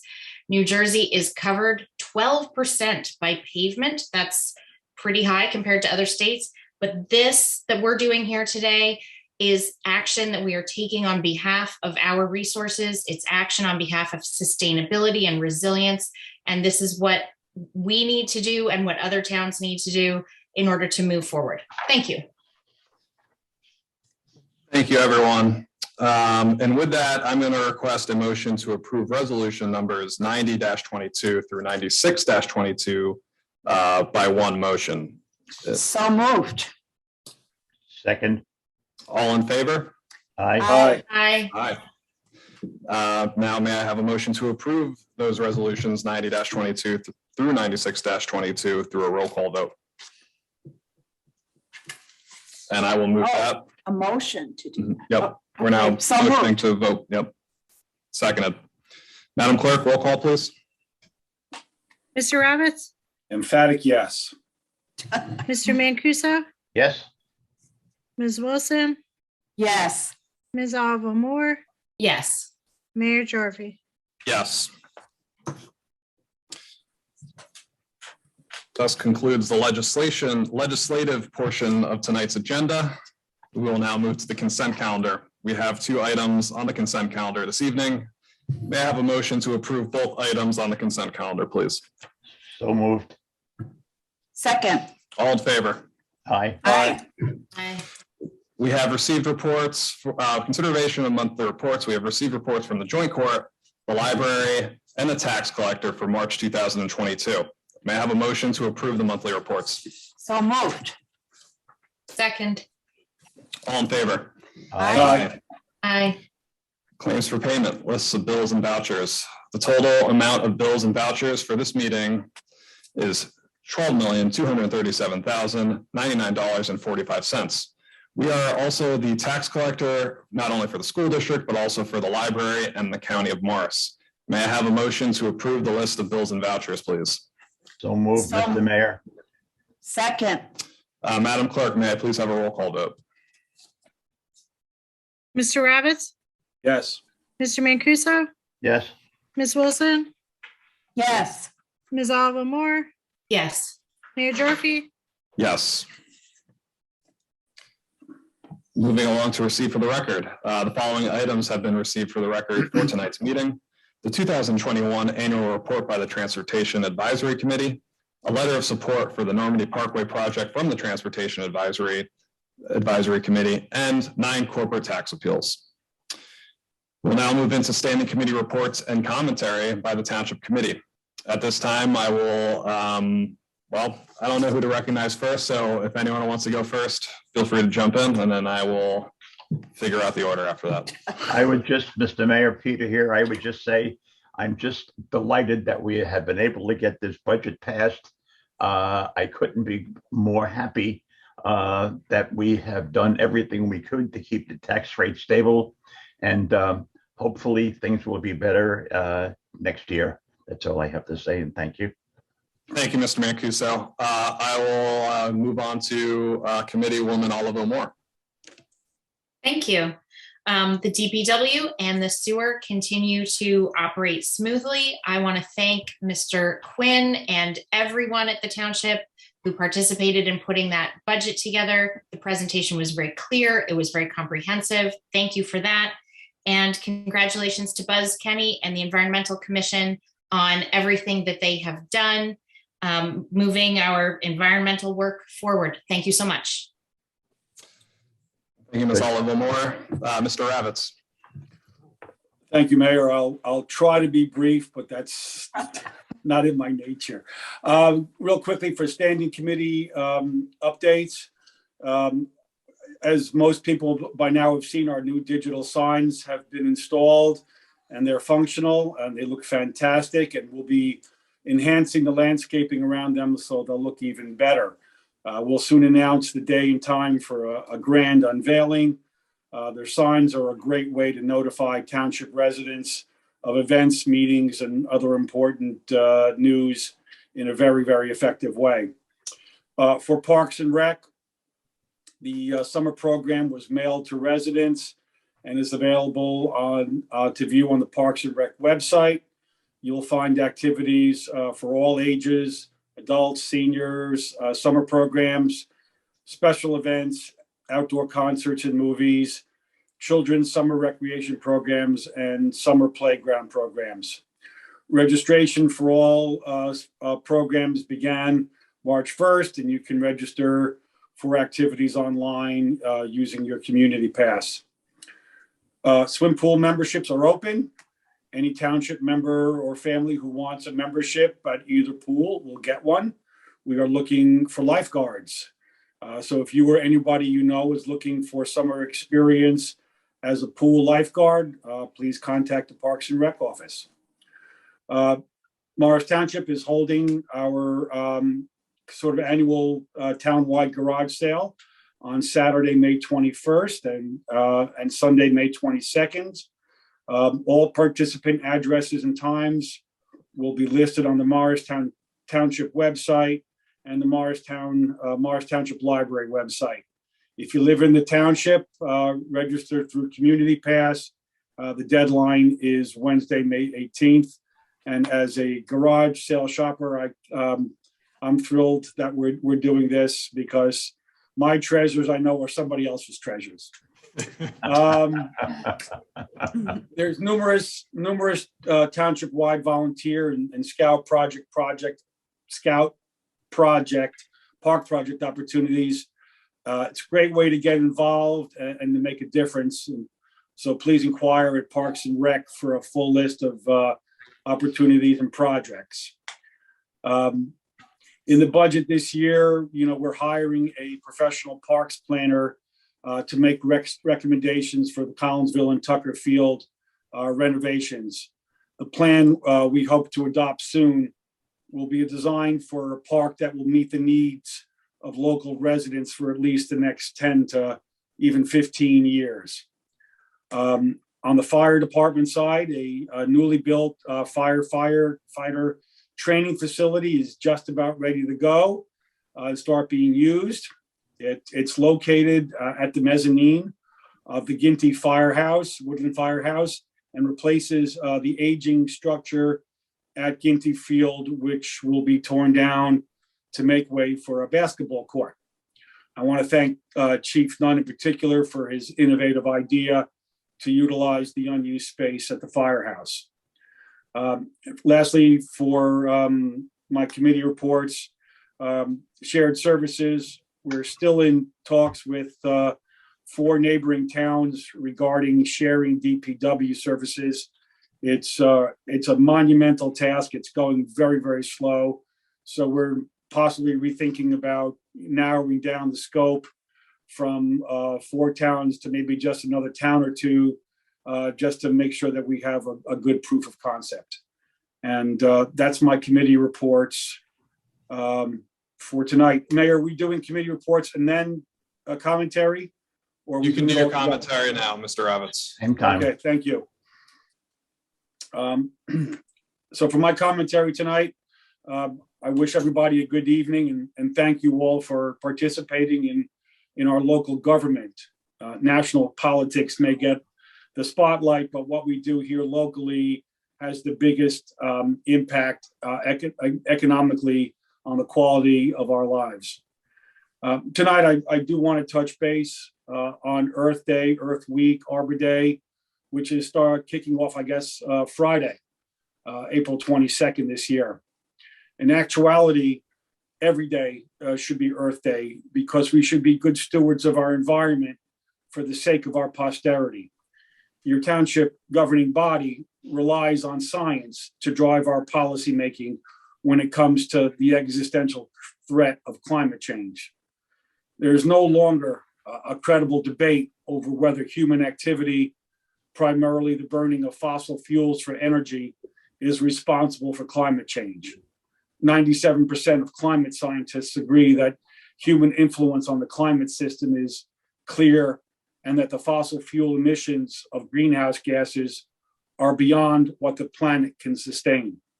And we're all feeling the impacts such as increased rainfall intensity and stormwater runoff, a 3.5 degree Fahrenheit degree average annual temperature increase since 1895.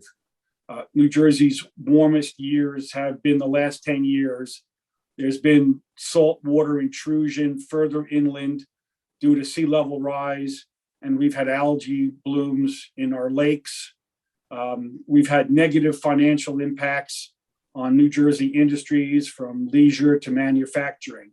And the list goes on, but I think I hope I've made my point. Suffice to say that we each have a role to play. It's the cumulative effects from the little things that we all do to be better stewards of our environment that add up to make a big difference and help us to be part of the solution. Even if one doesn't agree with what the global climate science community is saying, helping maintain the health of our planet has no downside. And lately, we've been hearing and reading about other states creating new restrictive laws that aim to discriminate or penalize certain demographic segments of our population. Let's keep in mind that no one is looking for special treatment, but rather equal protection under the law. And equal protection for all does not infringe upon or diminish the rights of any of us. And finally, let's not marginalize the people who have less political or economic power as some of us might now enjoy. Rather, let's face up and stand up to those who continue to profit from our division. Those profiteers are the source of our problems. Thank you, Mr. Mayor. Thank you, Mr. Ravitz. Deputy Mayor Wilson. Thank you, Mayor. I'd like to begin with a few words of congratulations. First, congratulations to Miguel Palacio, who effective May 2nd will begin his employment as an officer in our police department. Congratulations also to Hart Coven and Carolyn McLean on their appointments to serve as associate members of our Environmental Commission. And congratulations to Andrew Trachtenberg, who is being appointed to serve as an alternate on our Board of Adjustment. I have 2 standing committee reports and 2 reports on other committees I work with. On the environment, we've said a lot about that tonight. The one additional plug I want to make as part of my Environment Standing Committee report is to encourage everyone to sign up for the Environmental Commission's monthly newsletter. This is a key source of information about everything that we're doing locally. It's got lots of articles that are really interesting and engaging, and you can sign up by going to the EC's webpage on the township's website, and I encourage everyone to do that. And tell your friends. On transportation, our Transportation Advisory Committee has been very active this past month. A couple of highlights included in tonight's receive for the record portion of the agenda are 2 documents that TAC worked very hard to prepare. One is the 2021 end of year report, which highlights TAC's accomplishments for last year, which are impressive indeed. The report itself was a lot of work. It's very well done, both the writing and the graphics. Special thanks to Nora Santiago and DJ Curnow for their work on this report. It will be posted after tonight's meeting on TAC's webpage on the township's website, and I encourage everyone to take a look at it. A second document is that at its meeting last week, TAC voted to approve a letter of support for the Normandy Parkway sidewalk project. TAC's purpose in writing this letter was to highlight some of the reasons why this sidewalk is important to our community. This sidewalk would be a key step in making our town more walkable. It would vastly improve sidewalk connectivity between the Arboretum, the Morris Museum, and the traction line. This project aligns with the goals and specific recommendations included in the township's master plans going all the way back to at least 2000, and more recently with the results of TAC's 2021 mobility survey. TAC understands that adjacent property owners have special concerns, but at the same time believes there is an important community at large interest that must be considered as well. TAC is committed to doing everything possible to strike a reasonable balance between those interests not only on the Normandy Parkway project, but on similar future projects as well. One example of this commitment is that Tax Sidewalk Committee is researching options to deal with the snow shoveling concern, a common objection that comes up every time a new sidewalk is proposed. As part of this research, it was interesting to me that many of the resources dealing with snow removal overlap resources on age-friendly communities. In other words, needing help with snow removal is a common need among seniors. TAC is exploring ways to address that need, as is our newly formed Senior Citizens Advisory Committee, which is the next committee I'd like to mention briefly. This committee, which we call CCAC, held its first meeting on April 11th last month. A couple of things that stood out to me from this meeting. One of CCAC's big challenges is to prioritize its goals and activities. There are a huge number of needs out there. There are also a huge number of resources in our town, in neighboring towns, and at the county level, many of which are not well known. So one practical function that CCAC can and will perform this year is to serve as a go-to source of information and communication for our residents regarding all things seniors. The meetings themselves will serve as a forum where people can ask questions and share ideas. And CCAC will work hard to develop a sort of one-stop shop for information and links to existing resources that are not well known. It's exciting that this committee has gotten underway, and I look forward to working with them in the year ahead. The next meeting will be May 23rd at 3 p.m. We're not sure yet if it will be in person or by Zoom. And you can find further information about this on our upcoming municipal messenger and on CCAC's page on the township's website. One last committee I would like to mention, which I also work with, is EDACT, Economic Development Advisory Committee. I'd like to highlight an important community project that is being sponsored by EDACT as part of its ongoing work to do a visioning study of the Madison Avenue corridor. EDACT is now working to obtain input from residents in two different ways. One is through an online survey, which was first sent via the township's messenger email last week and will be sent once a week, I believe, for 5 weeks or 6? 3.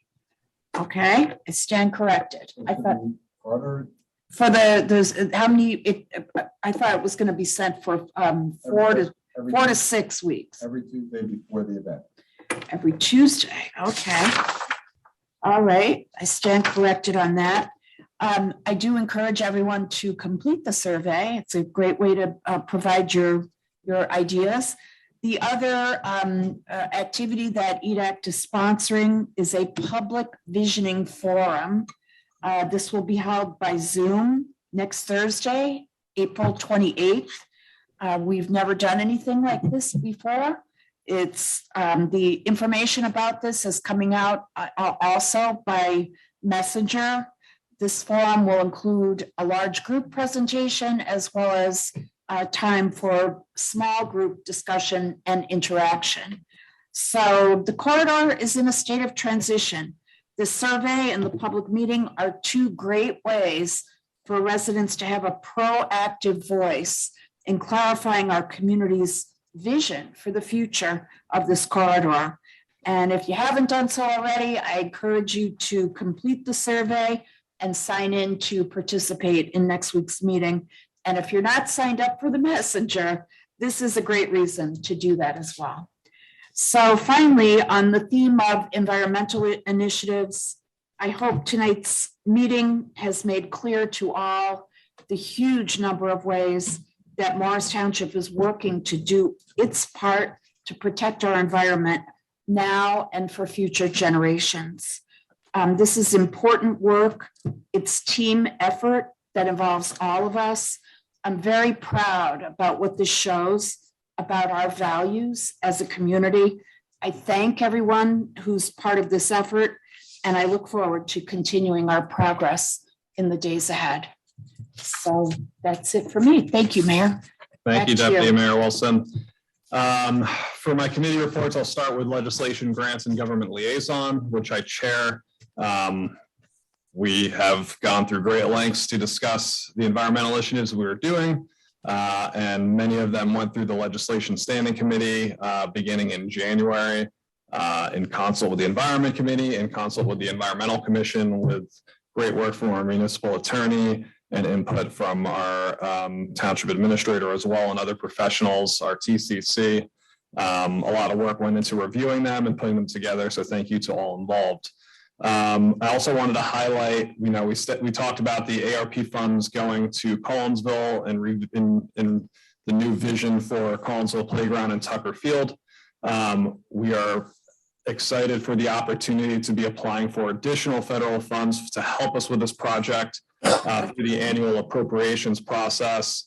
Members of Congress are able to submit 15 community projects from their congressional districts for federal funding, and you have to meet a certain amount of criteria in order to be on that list to be then considered by the House Appropriations Committee to then fund it in the fiscal year 2023 appropriations bill.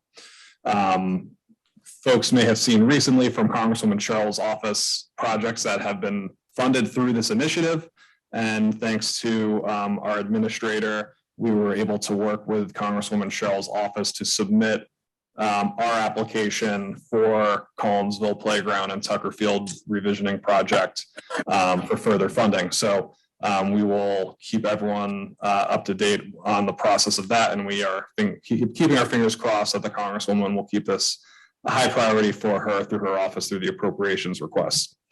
Lastly, through the standing committee, I did want to report, and we will be sending out a special messenger on it and posting it to the website and our social media pages. But on Tuesday, May 17th at 7 p.m., the County of Morris is planning to host a public information session on the Route 24 exit ramp project and Park Ave and Columbia Turnpike improvement project.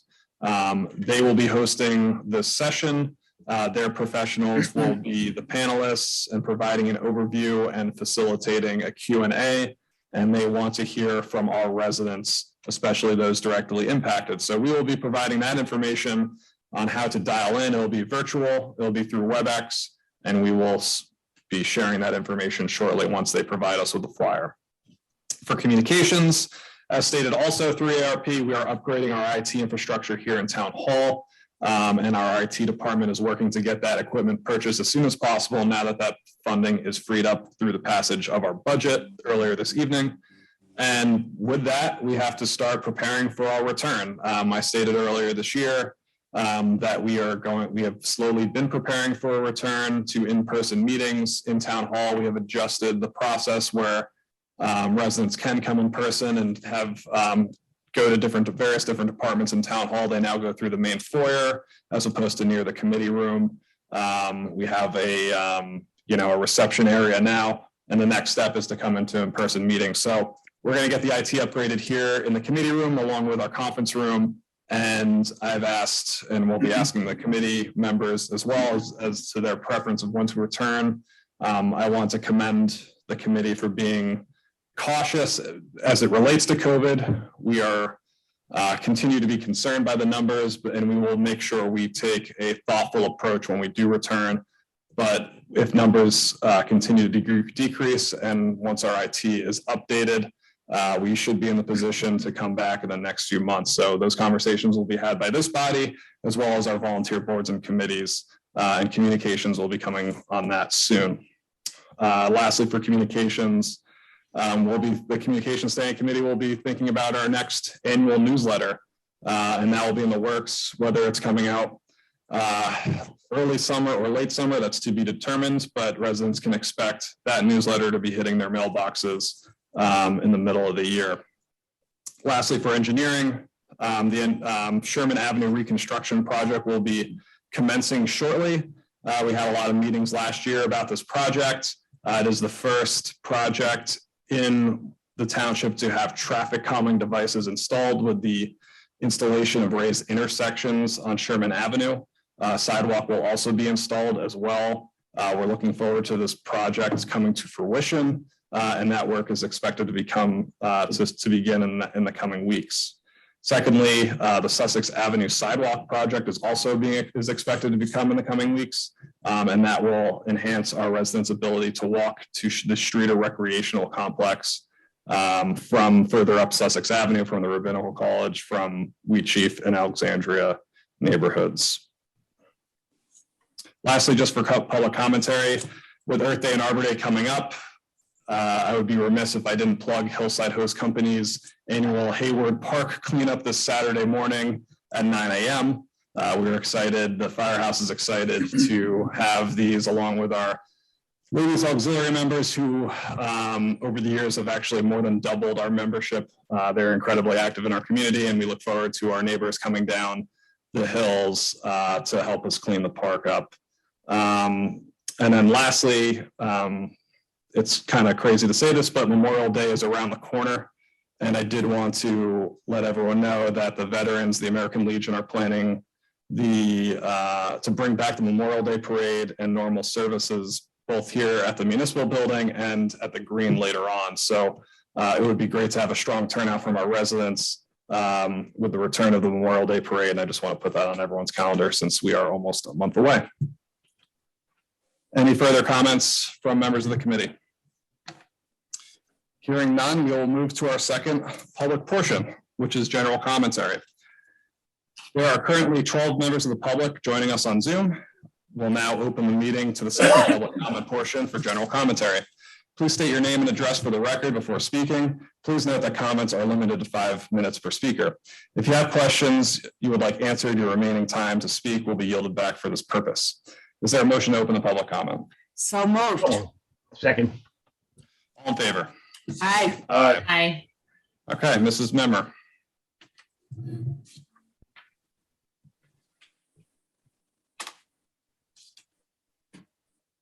Unmute yourself.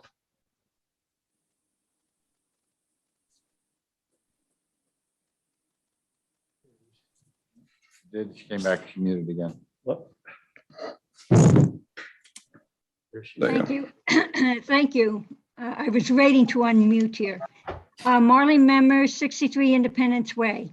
And just listening to your comments just a couple of minutes ago, Mr. Mayor, my question is as to whether or not any of the municipal buildings, the municipal departments are open to the public.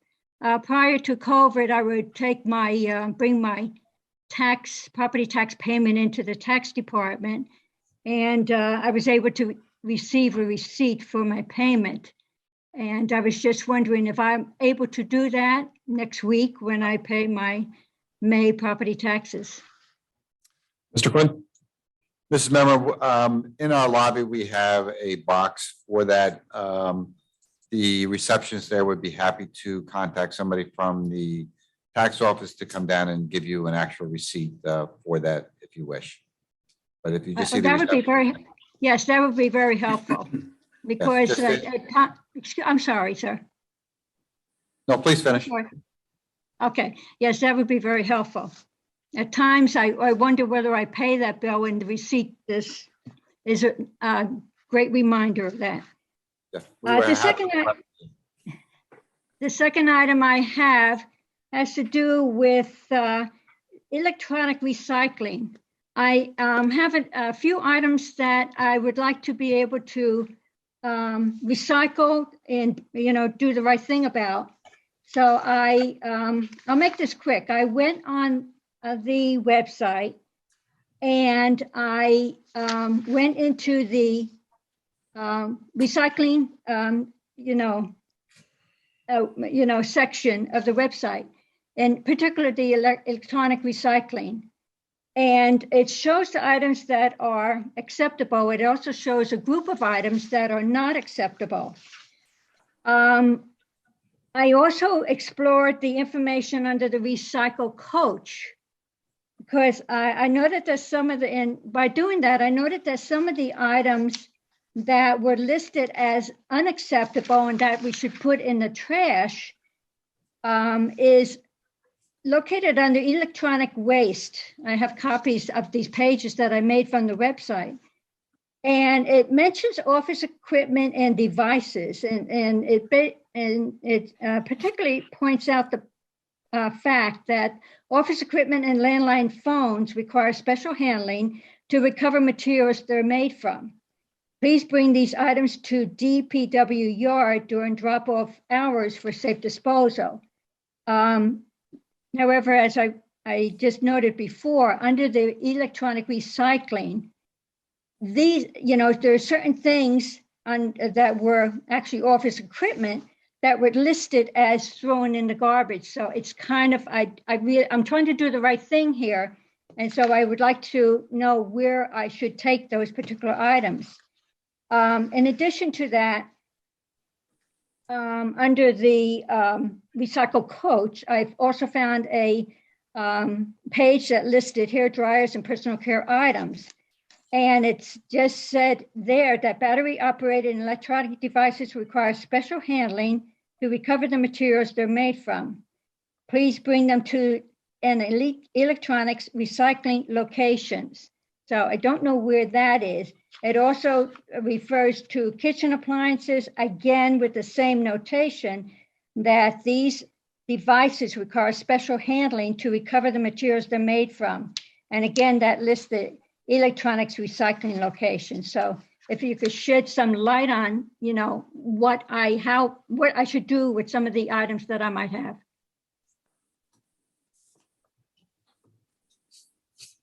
Mrs. Memmer, for the electronic recycling, if you are able to bring that up to the Department of Public Works at 6 Janeway, they'll be happy to assist you there. Go through what can be disposed of through recycling, what needs to be put into the trash. If for some reason you can't get up there, if you could give me a call, I'll make arrangements for somebody to stop by and assist you with that. Okay, thank you. The electronic recycling is all done up at the Department of Public Works at 6 Janeway. And there's a bin there for electronic equipment. Okay, thank you very much, Mr. Quinn. That was it for this evening. Thank you very much, all. Thank you, Mrs. Memmer.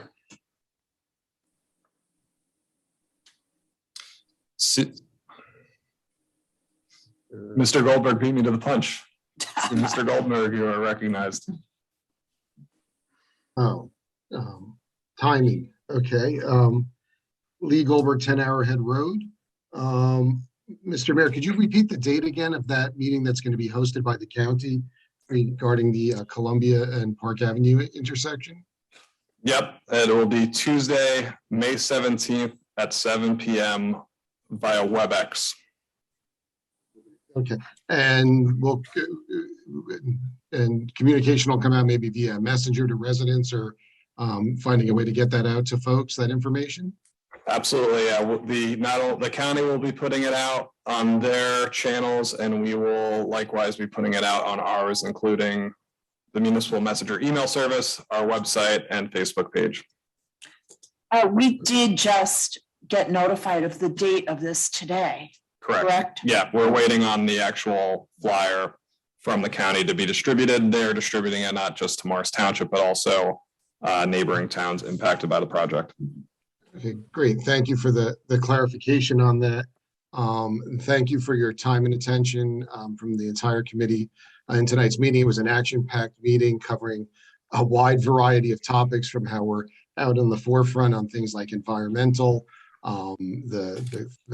just a lot of good things happening around town, from transportation. Mr. Quinn's budget presentation moved at a great pace. It was easily digestible. Appreciate the work effort that went into that and bringing that to us, and then also all of the committee's work on that. So it's always a very instructive meeting, and being able just to walk through that. So it's greatly appreciated. I did just have a few questions on the budget, but I didn't, when it came up time for that public portion of it, I mean, there was so much, we had just gotten through it, and it seemed like a good time to get it passed and over with. So if I may, I have a couple of questions maybe for Mr. Quinn that I'm sure he could probably answer pretty quickly and just help elaborate on some things that would help educate me a little better on the budget, if that's okay. Sure thing. Okay, so Mr. Quinn, I'm just curious on the recycling and tipping fees slide. I think it showed the 2022 cost, but we're only a quarter into it. Is that a fixed cost or is that sort of like an estimated cost? I'm just curious if we know that in advance or that's subject to change over the year. And Mr. Goldberg, would you mind asking all the questions up front and then Mr. Quinn sure. can answer them? That'd be Okay, great. yes. Thank So you. that's the first one. And then I think to Peter's point, which he said, if we only bond what we redeem, and to Mr. Quinn actually saying that we don't take on additional debt, which is great.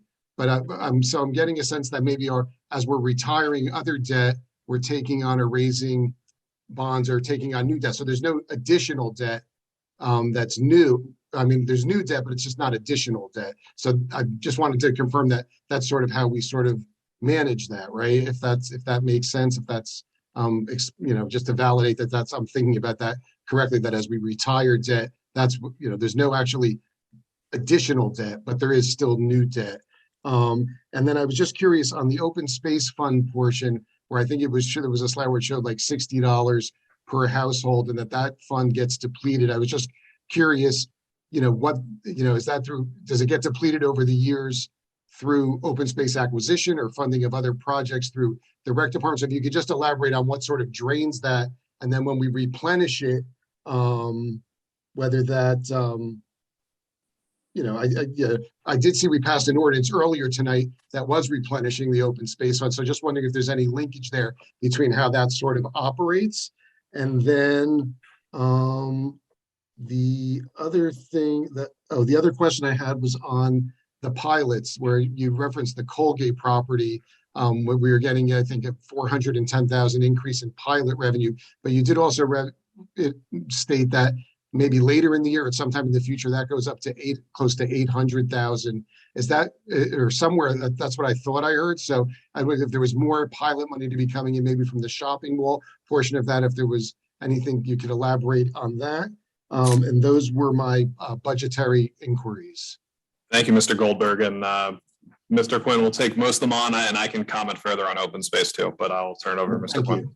Thank you. The recycling, as is all of the services and everything in the budget, those are projections based on what we saw for the recycling costs, primarily in the last 6 months of 2021 and what we anticipated to be there. If for some reason the recycling market goes astray again, as it did in past years, we would have to then move money in the budget in November to cover those costs. And if it should come in lower than we did, then that money would roll back most likely into fund balance for future budgets. But it's a projection of what we're going to do as is any appropriation. As far as the debt, we only bring on new debt for what we retire. So if we retire $2.6 million, you're only going to see a capital budget of $2.6 million that we're going to go back out to debt. So we try and keep that stable. And that slide that will show you that the municipal budget or the municipal debt has gone down over the years. We were originally, I think, up at 42 million, and we're down to somewhere in the 20s. I don't have the slide in front of me. Okay. In reference to the open space funding, we use money from that for both acquisitions and for the maintenance of open space properties. The open space properties are primarily maintained by our park staff, and to help offset the salaries for that, we take a charge from the open space fund to help pay those costs. Or, as you know, we've had many things such as the ash trees and things like that on our open space properties. So if we have maintenance issues on our open space properties, we utilize that fund for the maintenance. But it's also available for those acquisitions, and we're always looking, for the acquisitions such as we recently did Valley View Phase 2. And if there's any other opportunities that come up, we would have the funding available for that. As far as the pilot payments, we're bringing in an additional $410,000 Last year, we were 152. Those are all cumulative. And we anticipate, once that project is complete, that the annual revenue for the township will be approximately $810,000. Thank you, Mr. Quinn. And Mr. Goldberg, I just want to elaborate a bit more on open space. As we've stated, we have been operating at a deficit. We've been spending more money than we take in each year since the late 2000s with open space. And as Mr. Quinn stated, with the additional burden of costs to remove the ash trees, to not only restore but maintain our open space, whether it's for trails or just passive recreation. But also, as we see everywhere, we want to be in the position where we can competitively bid for property to preserve our natural habitats and preserve them from development or overdevelopment. And recognizing that, we realize that long term, we cannot continue to operate at a deficit in this trust, and we need to start building it back up. I'll also state as well, similar to what we're doing in the rights of way, we will be doing further plantings and restorations in our open spaces, planting native species, and making sure we are doing as much as we can to support our ecosystems through the public lands that we own. Great. Thank you for responding to my questions, Mr. Quinn. Very helpful. I appreciate it. It's a learning experience going through the budget each year. So I appreciate you just validating and responding to those questions. And then also Mr. Mayor Gyorfy for the education on the open space, because it's little understood by me. I'm not sure if other members of the public, thank you for just clarifying that. And then the last question I have, it's really just a sort of a good governance question about how the meetings have been over the, we're in April now, and I'm just curious, is going forward, are we gonna have two township attorneys? I'm just curious. I'm noticing this year, we have two attorneys, and just wondering if that's going to be something that is that new for this year, or? Mr. Goldberg, yep. And your time is up. I appreciate it, and I'm going to respond because we do have a new township attorney, and we have parted ways with our former attorney. It was out of my request as a new mayor to have, in addition to our township attorney, additional counsel at our meetings that has been servicing the township for a long time, which John Mills has for almost over 30 years. And having that intellectual knowledge not only benefits the township committee, but myself in serving as mayor during these meetings. Thank you for clarifying. Appreciate it. Thank you for your time. Seeing no further hands raised, is there a motion to close the public comment period? So moved, sir. Second. All in favor? Aye. Aye. Aye. Adjournment is now in order. It is 9:53 p.m. Thank you to everyone who stuck with us throughout this meeting. We went from recognitions to proclamations to Eagle Scout certificates to budgets to environmental initiatives and everything in between. Have a good night. Enjoy the rest of April and the warmer weather, and I'll entertain a motion to adjourn. So moved. Second. All in favor? Aye. Aye. All right, the next township committee meeting will be held, as everyone knows, Wednesday, May 18th, 2022, where you get to, at 7 p.m. and you get to hear me list all those ordinances out once again and be as repetitive as possible. And that will be a closed session at 5 p.m. on Zoom, public session at 7 p.m. Thank you, everyone. Have a good night. Thanks, everyone. Good night, everybody. Thank you. Thank you and good night. EC members that stayed.